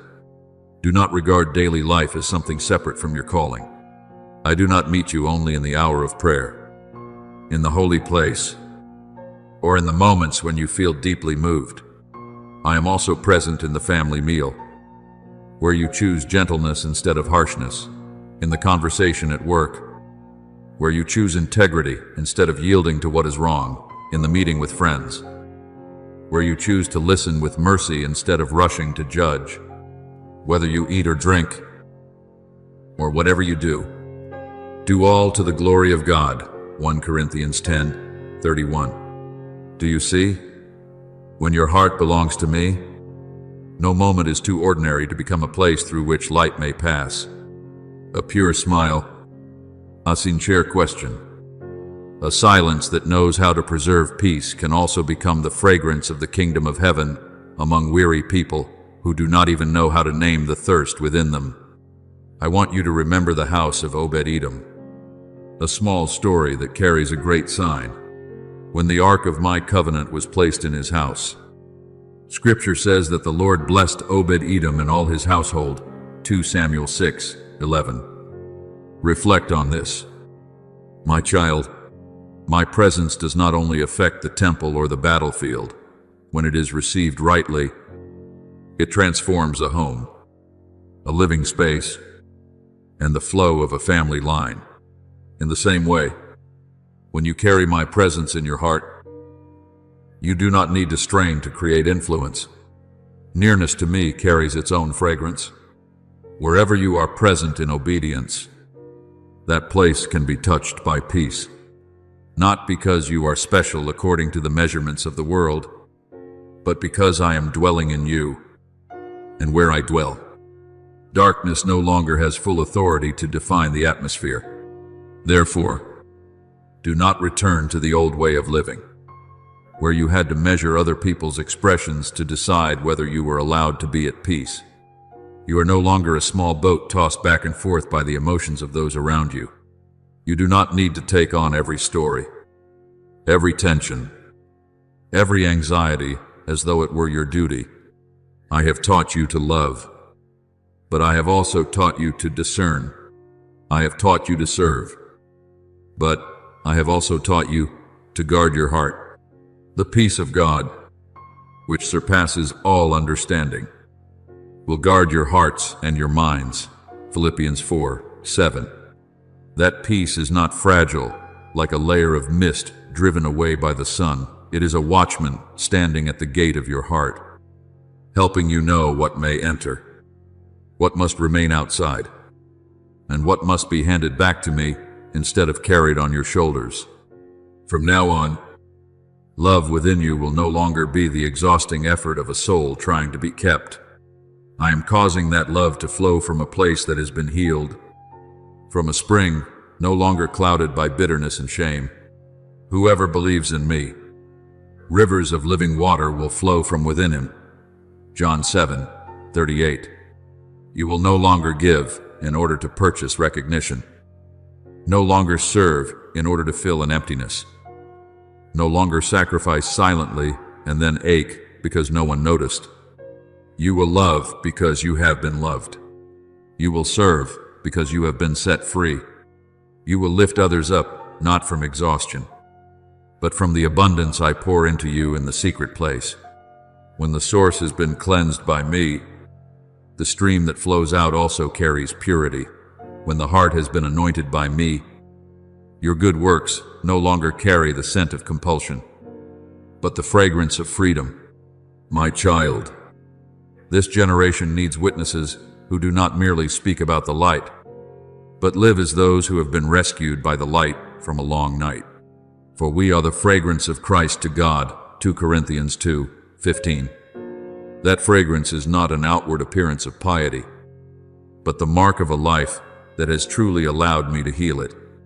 When you no longer reflect the dim image of others, you begin to release the imprint I have placed uniquely upon you. You do not need to imitate anyone else's journey. Do not need to live according to the pattern built by fear, and do not need to shrink your calling in order to be more easily accepted. I have sealed you with love, with truth, with seasons of tears that have been redeemed, and with a peace that no power can counterfeit. Step out, my beloved child, not as one who boasts in yourself, but as one who knows you have been sent. Step into familiar scenes with a new posture. The heavens above you have opened. Your heart has been cleansed, and your feet have been placed upon the path I have illuminated. People may not immediately recognize what I am doing through you, but darkness will recognize the light, and thirsty souls will sense the coolness of refreshment. Do not fear ordinary days, for in ordinary days I will reveal extraordinary faithfulness. Do not fear tense rooms, for my peace within you can open a wide space of heaven. Do not fear the responsibilities ahead, for the one who promised to be with you until the end of the age will also go before you step by step. Live as my clear seal in this world, tender yet not subdued, radiant yet not proud, free yet full of love, and steadfast in one truth that never changes. I am with you, and wherever I am with you, light has already begun to overcome. My beloved child, let your heart rest in this truth. You did not enter life to beg for a seat, nor do you stand among others to prove that you are worthy to be seen. Before you knew how to name yourself, I called you by love. Before anyone placed a standard upon your life, I placed purpose within your soul. Therefore, when I say, I have prepared a table before you in the presence of your enemies, I anoint your head with oil, your cup overflows. Psalm 23:5. Understand that this table was not raised up by your striving, nor can it be moved away by the opposition of others. What I have prepared for you does not require permission from the eyes that once underestimated you. Your seat in my intention is not a reward for exhausting yourself to satisfy everyone, but a sign of covenant, of choosing, and of my hand placed upon your life from the beginning. Therefore, when you enter a room, do not enter as one who must draw your shoulders inward to ask for a fragile peace. Nor should you enter with the loud pride of one who wants to prove themselves above others. Enter with the gentle steadiness of one who knows they have been sent by me. The peace I have placed within you is not a thin garment covering fear. It is gentle authority, the fragrance of the kingdom of heaven. A deep stillness that makes chaos no longer able to rule the atmosphere around you so easily. Let the peace of Christ rule in your hearts, Colossians 3:15. And when that peace truly rules within your heart, you are no longer controlled by the expressions, words, or unstable emotions of others. You can listen without being swept away, love without losing yourself, and be present without becoming a prisoner of the atmosphere around you. Do not let the fear of making mistakes paralyze your feet. I do not tell you to step forward because you already know every turn in the road, but because you know that the one who is leading you is faithful. There will be times when your plans meet waves.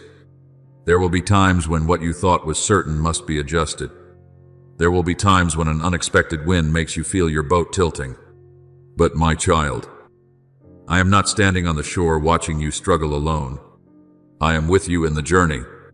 When the disciples panicked in the midst of the stormy sea, my son rose and spoke to the wind and the waves, saying, "Peace, be still." Mark 5:treacheny. And everything had to become quiet before his voice. Therefore, if waves rise around your plans, do not quickly conclude that you have lost your way. There are waves that come only so you may know more clearly who holds authority over your journey. I want the love within you from now on to no longer flow out of the fear of being abandoned. Love born from wounds often bows its head, begs to be kept, endures what is wrong, and then calls it sacrifice. But healed love stands upright in the truth. It is not cold, yet it does not beg. It does not count every response, yet it does not allow itself to be used like a bottomless vessel. Love never fails, 1 Corinthians 13:8. But true love never has to betray truth in order to survive. I am teaching you to love from a place that has been filled, not from a place that is empty and drained. When you love in this way, you will no longer cling tightly to others out of fear that they will leave. You will place them in my hands, and that very freedom will make your love pure. When you serve as one who has been freed from the need to be credited. There were seasons when you did much, gave much, endured much, yet inwardly ached because no one noticed.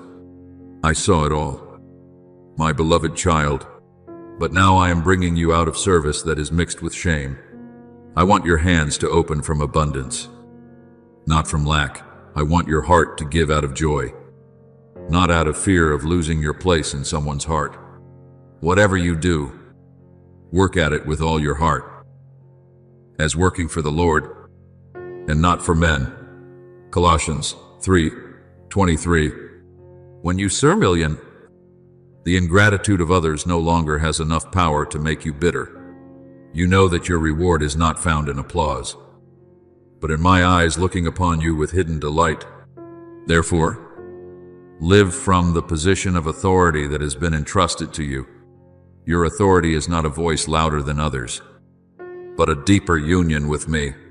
When you say no in order to guard the path I have given you, that is not hardness, but faithfulness. When you say yes because you hear my voice inviting you, that is not recklessness, but faith. Your word is a lamp to my feet and a light to my path. Psalm 119:105. And that light does not only illuminate great roads, but also the small choices of each day. You do not need to run everywhere, searching for signs to legitimize your anxiety. Stay near me. Listen to me, and you will know when to step forward, when to stop, when to open your hands, and when to close a door in peace. Do not underestimate the moments when you stand still in me. A flower does not need to make noise when it blooms, yet its fragrance still changes the entire garden. In the same way, you do not need to be loud in order to prove that you carry light.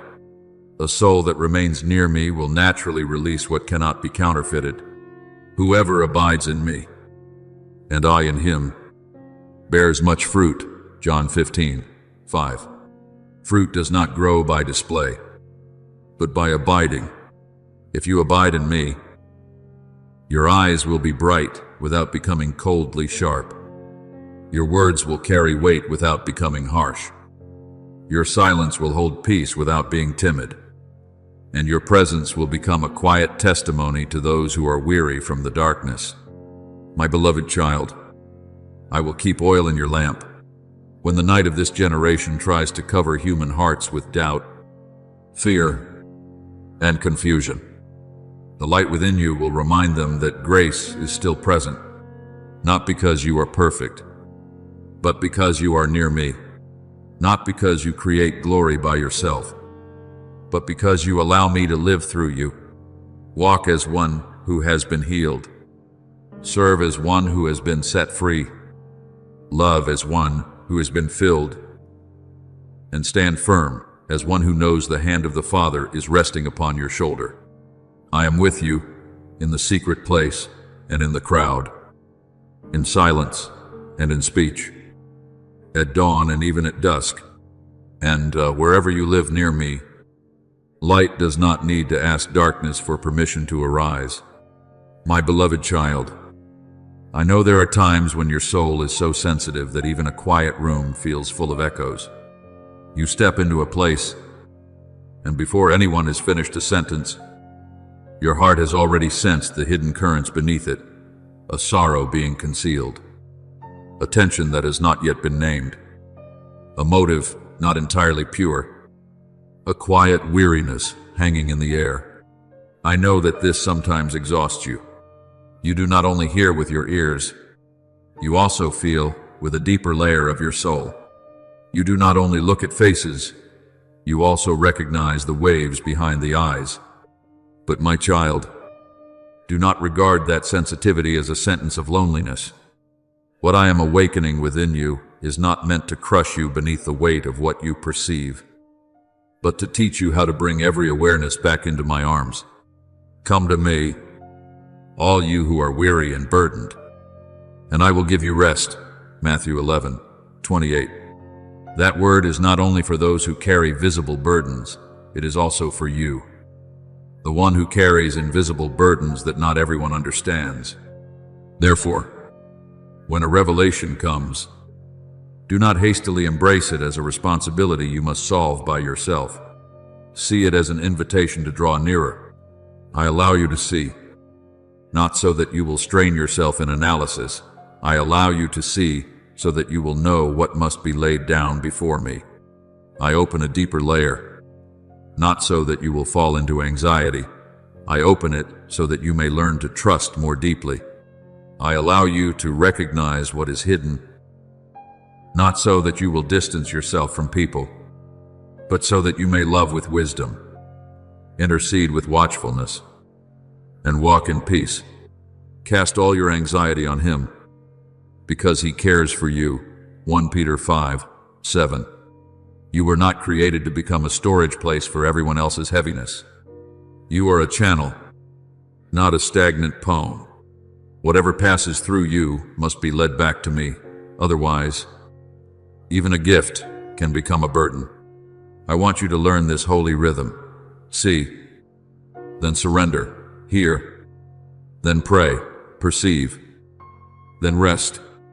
That is how your soul keeps its balance between sharpness and tenderness. If you are only sharp without resting in me, you will easily grow weary and become guarded. If you are only tender without discernment, you will easily be drawn into storms that do not belong to you.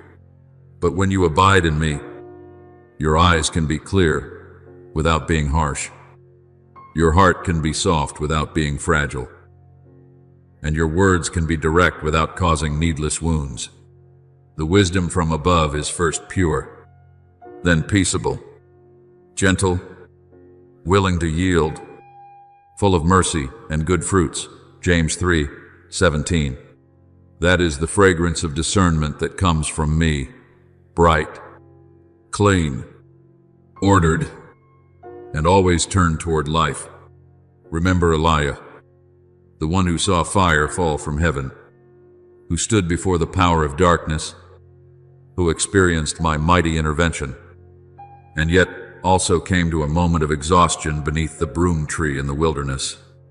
He was not only tired because the road had been long, he was tired because his soul had passed through too many battles.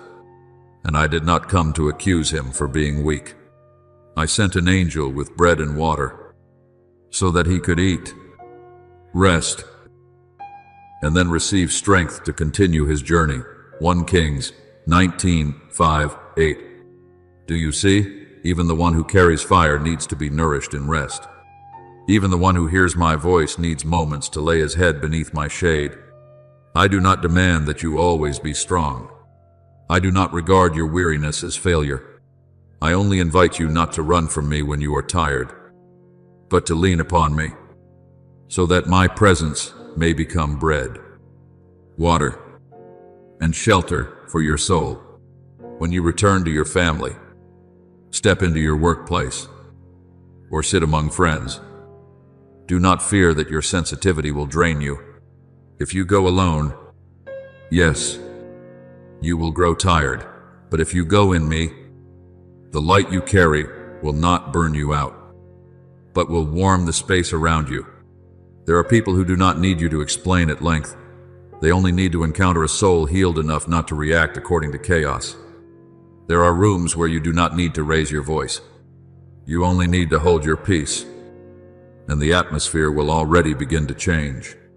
You are the light of the world, Matthew 5:14. But my light within you is not a blinding light meant to shame others. It is the light of dawn, gentle enough to call the weary awake, and true enough to make darkness unable to keep pretending to be a shelter. You will love differently, because the love within you no longer flows from an unhealed wound. You will no longer love like someone afraid of being left behind. No longer strive to please everyone in order to keep a place in their hearts. No longer turn sacrifice into a cord that binds you. I have bandaged you, and from that healed place, you can love while still keeping boundaries. Forgive while still moving forward. Show mercy without handing yourself over to what destroys. You will serve differently, because your hands are no longer chained by shame or by the need to be recognized. Each of you should use whatever gift you have received to serve one another as faithful stewards of God's grace. 1 Peter 4:10. You serve not to purchase love, but because you have already been loved, not to prove that you have value. but because that value has already been sealed within you by me. And when you listen, your silence will also be sanctified. In the past, you may have been silent because you were afraid, because you did not know what to say, because you wanted to avoid conflict. But I am teaching you another kind of silence. Silence to listen more deeply. Silence so you do not answer chaos with chaos. Silence so your heart can discern what is my voice and what is only the noise of old pain. Then, when you speak, your words will not come from a hasty reaction, but from a place that has absorbed the fragrance of truth. A word fitly spoken is like apples of gold in settings of silver, Proverbs 25:11. You do not need to say much in order to have influence. One word spoken at the right time, born from peace, can unlock a heart that has long been closed. My beloved child, you are not a faded copy of anyone. I did not create you to live in another person's shadow, nor did I call you to repeat someone else's journey. You are a distinct signature I have placed in this generation, a mark of grace, a witness that when I open a person's inner life, I also open the way for that person to step into the portion of destiny that has been prepared. He who began a good work in you will carry it on to completion until the day of Christ Jesus, Philippians 1. Laugh. Therefore, do not fear the process. Do not fear the days when you see more than you wanted to see.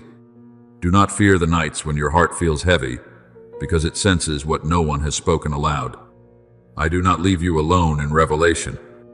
I am the one who opens your eyes, and I am also the one who guards your heart.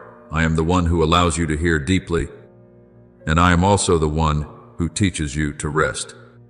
If another night comes, and you feel your shoulders growing heavy because of invisible things, return beneath my shadow, breathe slowly, call upon my name, and let every wave within you grow quiet before the eternal rock. He makes me lie down in green pastures. He leads me beside still waters. Psalm 23:2. I will be the wide tree that shelters you from the heat of feeling too much. I will be the cool stream that washes from you the dust of tense rooms. I will be the song before dawn, reminding you that you are not only allowed to see, but also kept, not only allowed to be touched, but also healed, not only called to carry light, but also permitted to rest in the arms of the one who is the very source of light. Go on, my child, with eyes no longer wet with the dew of fear, with a heart that is tender yet steady, with a clear light that does not come from your striving, but from your remaining truly near to me. My beloved child, there will come a day when you suddenly realize that you no longer live by the hurried reactions of the surface. In the past, a single word could shake you. A single glance could make you blame yourself. A tense atmosphere could pull you into another person's whirlwind. But now, I am teaching you to stand deeper within your soul. You no longer merely hear the sounds that come from people's mouths. You begin to recognize what is hidden beneath those sounds. You no longer look at a room only with natural eyes. You can sense the current within it, knowing where true peace is present and where silence is merely covering chaos that has not yet been healed. This is not the weakness of an overly sensitive heart, nor is it the suspicion of a mind that has been wounded. When placed in my hands, it is holy watchfulness, the lamp I have lit within you, so that you do not walk through life with sleeping eyes. The spirit of man is the lamp of the Lord, searching all the innermost parts of the heart. Proverbs 20:27. I do not want you to live only according to what people present outwardly. I want you to know how to follow the inner light I have placed within you to guide the way. There are words that sound very gentle, yet your soul finds no place of rest in them. There are smiles that look very beautiful, yet behind them there is a cold emptiness. There are invitations that appear to be opportunities, yet when you draw near, the peace within you quietly withdraws. Do not take these movements lightly. I am not teaching you to live in suspicion. I am teaching you to live with discernment. Suspicion looks at everyone through the lens of fear, but discernment looks at all things in my light. Suspicion causes you to close your heart, but discernment helps you know which door to open, which door to close, how to love rightly, and when to leave rightly. Find out what pleases the Lord. Ephesians 5:10. You do not need to explain everything immediately, nor do you need to force yourself to believe something simply because its outward appearance seems fine. If there is no inner witness of peace within you, slow down. If your heart is being drawn toward prayer rather than a rushed decision, listen. There are warnings from me that come very gently, but it is precisely that gentleness that has kept you from very great wounds. I want you to understand this clearly. Opened eyes do not give you the right to condemn people, but entrust you with the responsibility to walk on the right path. When I allow you to see an impure motive, it is not so you may stand above others, but so you do not hand your soul over to a place that does not know how to guard it. When I allow you to recognize hypocrisy, it is not so you may become cold, but so you will not be deceived by a beautiful garment placed over what is wrong. When I allow you to feel that a space lacks peace, it is not so you will run away from every difficult place, but so you will know to ask me, does this place need you to remain and intercede, or does it require you to leave in peace? The wisdom from above is first pure, then peaceable, gentle, willing to yield, full of mercy and good fruits. James 3:17. If what you call awareness makes you proud, bitter, or eager to expose others, bring it back before me to be purified. But if it makes you more humble, deeper in prayer, and wiser in love, then you are learning to see by my light. Remember King Solomon when he had just stepped into the responsibility of governing the people. He did not ask for fame, wealth, or power to dominate others. He asked for a listening heart, able to discern between good and evil, so he could govern my people righteously. And I was pleased with that request, giving him wisdom beyond what human beings could create by themselves. 1 Kings 3:9-12. Later, when two women came disputing over a child, the surface of the story was full of weeping, arguing, and opposing claims. If one listened only with natural ears, it would be easy to get lost in the chaos. But Solomon discerned the true love of the true mother, not through the loudness of words, but through the life hidden in the reaction of the heart. Do you see? The wisdom I give is not meant to display sharpness, but to protect life. In the same way, I am teaching you to recognize what carries life and what merely makes noise, what comes from love and what is covered with pleasant words while lacking truth within. In this season, you will distinguish more clearly between true peace and false quietness. True peace does not necessarily mean everything outwardly is favorable. True peace is when you still stand firm, because you know I am with you. False quietness, however, may look very calm, but beneath it are avoidance, compromise, fear, and things that have not yet been brought into the light.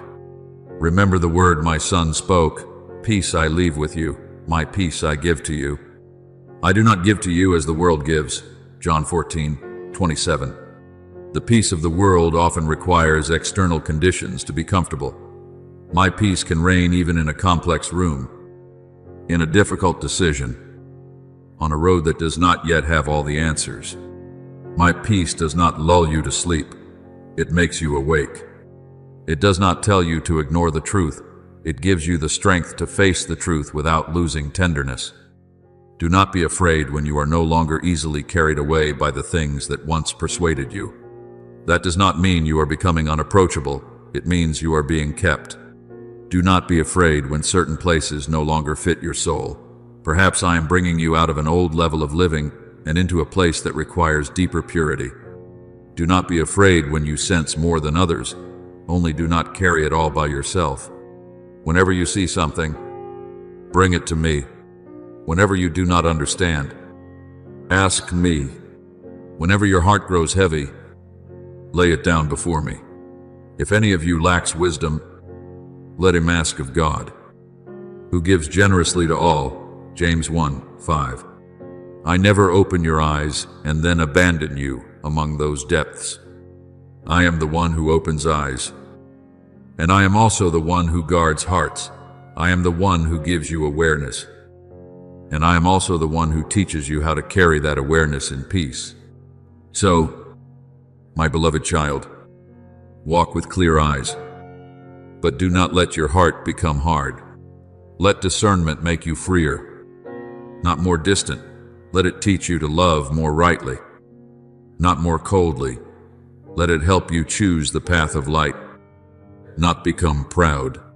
You do not need to speak out everything you perceive. There are things that only need prayer. There are things that only require a quiet withdrawal. There are things that need to be spoken with gentleness at the right time. There are things that must be handed over completely to me.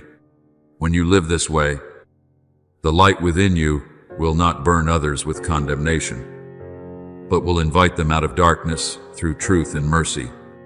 This is the mark of those whom I awaken. They see clearly without losing love. They know deeply without becoming proud. They walk in the midst of the world without allowing the world to blind their eyes. Keep going, my child. True peace will act as the referee in your heart. Wisdom will guard your steps, and the light I have placed within you will show you which way to go in the season opening before you. My beloved child, a very deep work is taking place within you, deeper than what your eyes can see and quieter than what your ears can hear. I am not only changing the circumstances around you, I am changing the voice inside you. In the past, there were old sounds that remained in your heart for too long. The voice of self-blame, the voice of fear, the voice that repeated your mistakes, the voice that made you think you were always lacking, always late, always not good enough to be loved. But today, I am stepping into that deep place with my truth, not like a storm that forces its way in, but like dawn seeping through the cracks of a darkened door. Light does not need to argue with darkness. It only needs to be present, and darkness must retreat. My sheep hear my voice, and I know them, and they follow me. John 10:27. So I am teaching your soul to recognize my voice among all the noise that once caused you to lose your way. My voice does not crush you. My voice does not make you shrink. My voice does not call you by your failures. My voice calls you by love, by covenant, by the identity I placed upon you before you even knew who you were. There will be times when it feels strange that your heart no longer reacts the way it once did. An old memory returns, but it no longer has enough power to tighten your chest. An accusation echoes, but your soul begins to recognize that it is not the voice of the Father. A fear tries to pull you back into the land of shame, but within you there rises a gentle confirmation saying, "You belong to me." For you did not receive the spirit of bondage again to fear, but you received the spirit of adoption, by whom we cry out, "Abba, Father." Romans 8:15. Do you see? I do not only want you to know in your mind that you are my child. I want that truth to descend into the deepest place within you, the place where doubt once built its nest, where shame once shut the door, where the words of others once defined you wrongly. And when that truth takes root, the burdens of self-blame will begin to fall away, not because you are forcing yourself to let go, but because they no longer have soil in which to cling. I want you to remember Joshua the high priest in Zechariah's vision. He stood before my angel, while the accuser stood at his right hand to oppose him. His garments were filthy, like an image of defilement, shame, and the very things that could be used to condemn him. But I did not allow the voice of accusation to have the final word.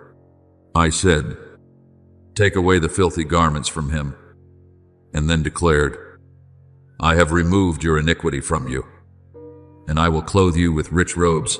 Zechariah 3. Sec, my child, that is my heart toward you. I do not call you near in order to rehearse every old stain and leave you standing in disgrace. I call you near in order to change your garments. I do not expose in order to destroy. I expose in order to heal. I do not bring up the darkness to keep you in the past. I bring light into it so that the past no longer has the right to clothe you. Therefore, when I draw near, do not shrink back as though I have come to judge you with coldness. Draw near to God, and he will draw near to you. James 4:8. And my nearness is not the shadow of condemnation, but the embrace of restoration. I come to reestablish what has been distorted within you. I come to remind you that a mistake may be a chapter, but it is not your name. I come to tell you that delay does not mean rejection. Silence does not mean you have been forgotten. And a door that is not yet open does not mean my love has changed. I have loved you with an everlasting love. Jeremiah 31:3. What is everlasting is not destroyed by a season of tears. What I have placed upon you is not taken away simply because you once passed through days of weakness. You have never fallen out of my hand. There were only moments when you forgot that my hand was still holding you. Let me take you deeper. But do not fear that depth. There are layers within you that I will continue to touch. Not because you are not good enough, but because I love you too much to let you live beneath the freedom I purchased for you. There are thoughts I will replace. There are reflexes I will soften. There are fears I will uproot with truth.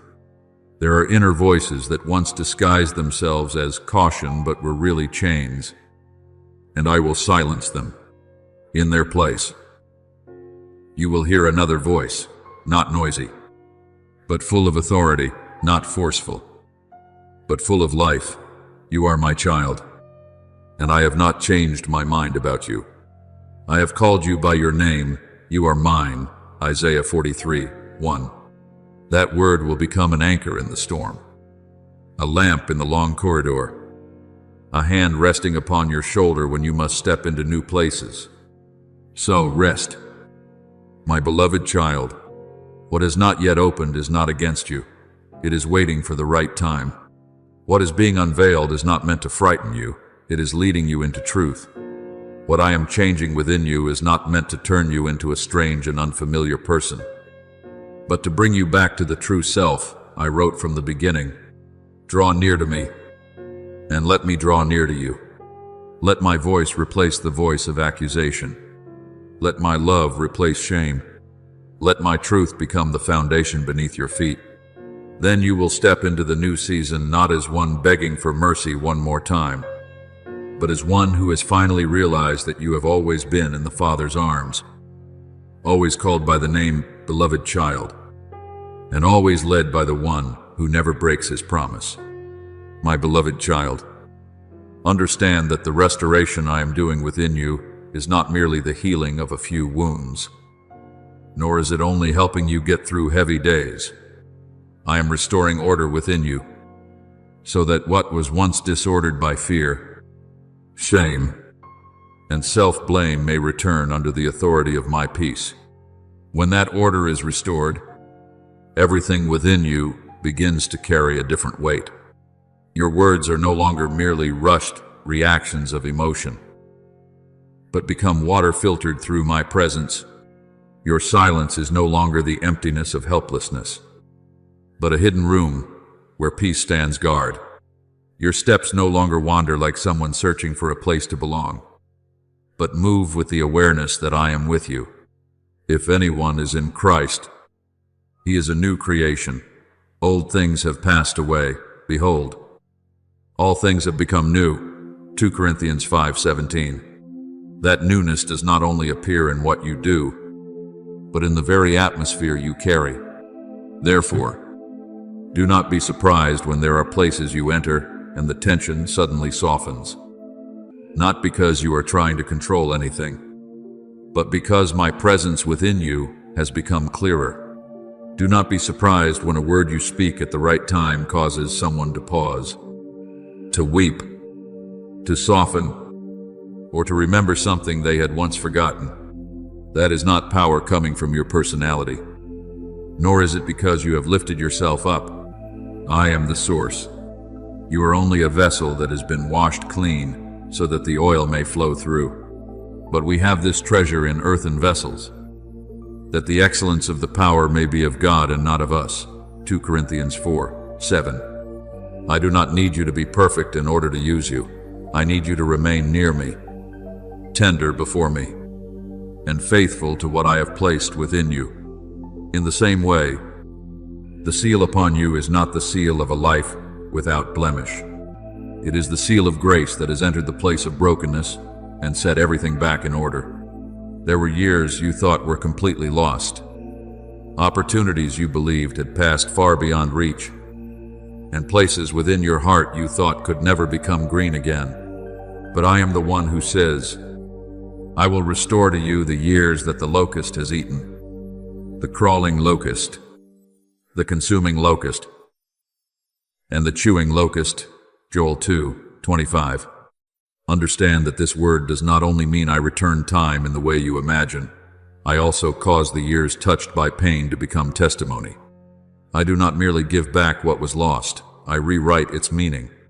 I turn the place that was once empty into a place filled with grace, and the place that was once cracked into a pathway through which light can pass.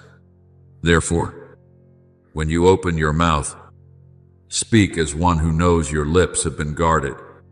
Not every word that rises in your mind needs to be spoken, but the word I place within your heart will carry the flavor of life. A word fitly spoken is like apples of gold in settings of silver. Proverbs 25:11. There will be times when I use you to encourage, times to awaken, and times to call a soul back from the edge of the abyss. But whether that word is strong or gentle, let love be its foundation and wisdom its rhythm. I do not anoint your word so that others may tremble before you, but so that they may recognize the truth without being crushed by despair. Truth that comes from me always opens a door of return, even when it must touch the most painful place. And when I tell you to be silent, know that such silence also has its ministry. There is the silence of one who has been oppressed, but there is also the silence of one who has been established in peace. When you do not answer provocation, when you do not enter an argument merely to defend the ego, when you do not throw words into places where there is no good soil, you are guarding the holiness of what I have placed within you. Whoever guards his mouth and tongue keeps his soul from troubles. Proverbs 21:23. Silence led by me is not weak. It is like the surface of a deep lake, calm above, yet holding the strength of all its waters beneath. My beloved child, I do not call you one who is trying to create strength for yourself in the dark. I call you one who is learning to stand firm in the strength that has already been given. When I said to Joshua, "Be strong and courageous, for the Lord your God is with you wherever you go," Joshua 1:9. I was not telling him to rely on his natural bravery. I was reminding him that true courage comes from my companionship. So it is with you. You do not need to force yourself to become hard in order to prove that you have been healed. Your strength is not found in never trembling, but in knowing that I am still holding your hand when you must keep walking. From now on, you will live less from the need to be affirmed by people, and more from the affirmation that has already resounded in me. You no longer have to enter every room measuring whether others accept you. You no longer have to use achievements, service, or sacrifice to purchase the feeling that you have value. The Spirit Himself bears witness with our spirit that we are children of God. Romans 8:16. When that witness is within you, The noise outside gradually loses its right to rule. You can serve without begging to be recognized, love without losing yourself, and stand firm without needing to make anyone smaller so you can feel greater. Walk on, my child, as one who has been restored into the order of grace. Let your words be clear like spring water, your silence deep like shade, and your steps steady like one who knows that light goes before the path. I am not making you the center of glory. I am making you a place through which glory may pass. And the nearer you remain to me, the more naturally that presence will radiate from you without noise, without strain, without needing display. People may not understand why their hearts feel lighter when they are near you, why they are encouraged by a word you speak, or why the atmosphere softens when you hold your peace. But I know, and you will know as well. This is the mark of restoration, not that you have made yourself strong, but that I have rebuilt you, anointed you, and sent you forth as a living witness that grace can rewrite everything that was once thrown out of order.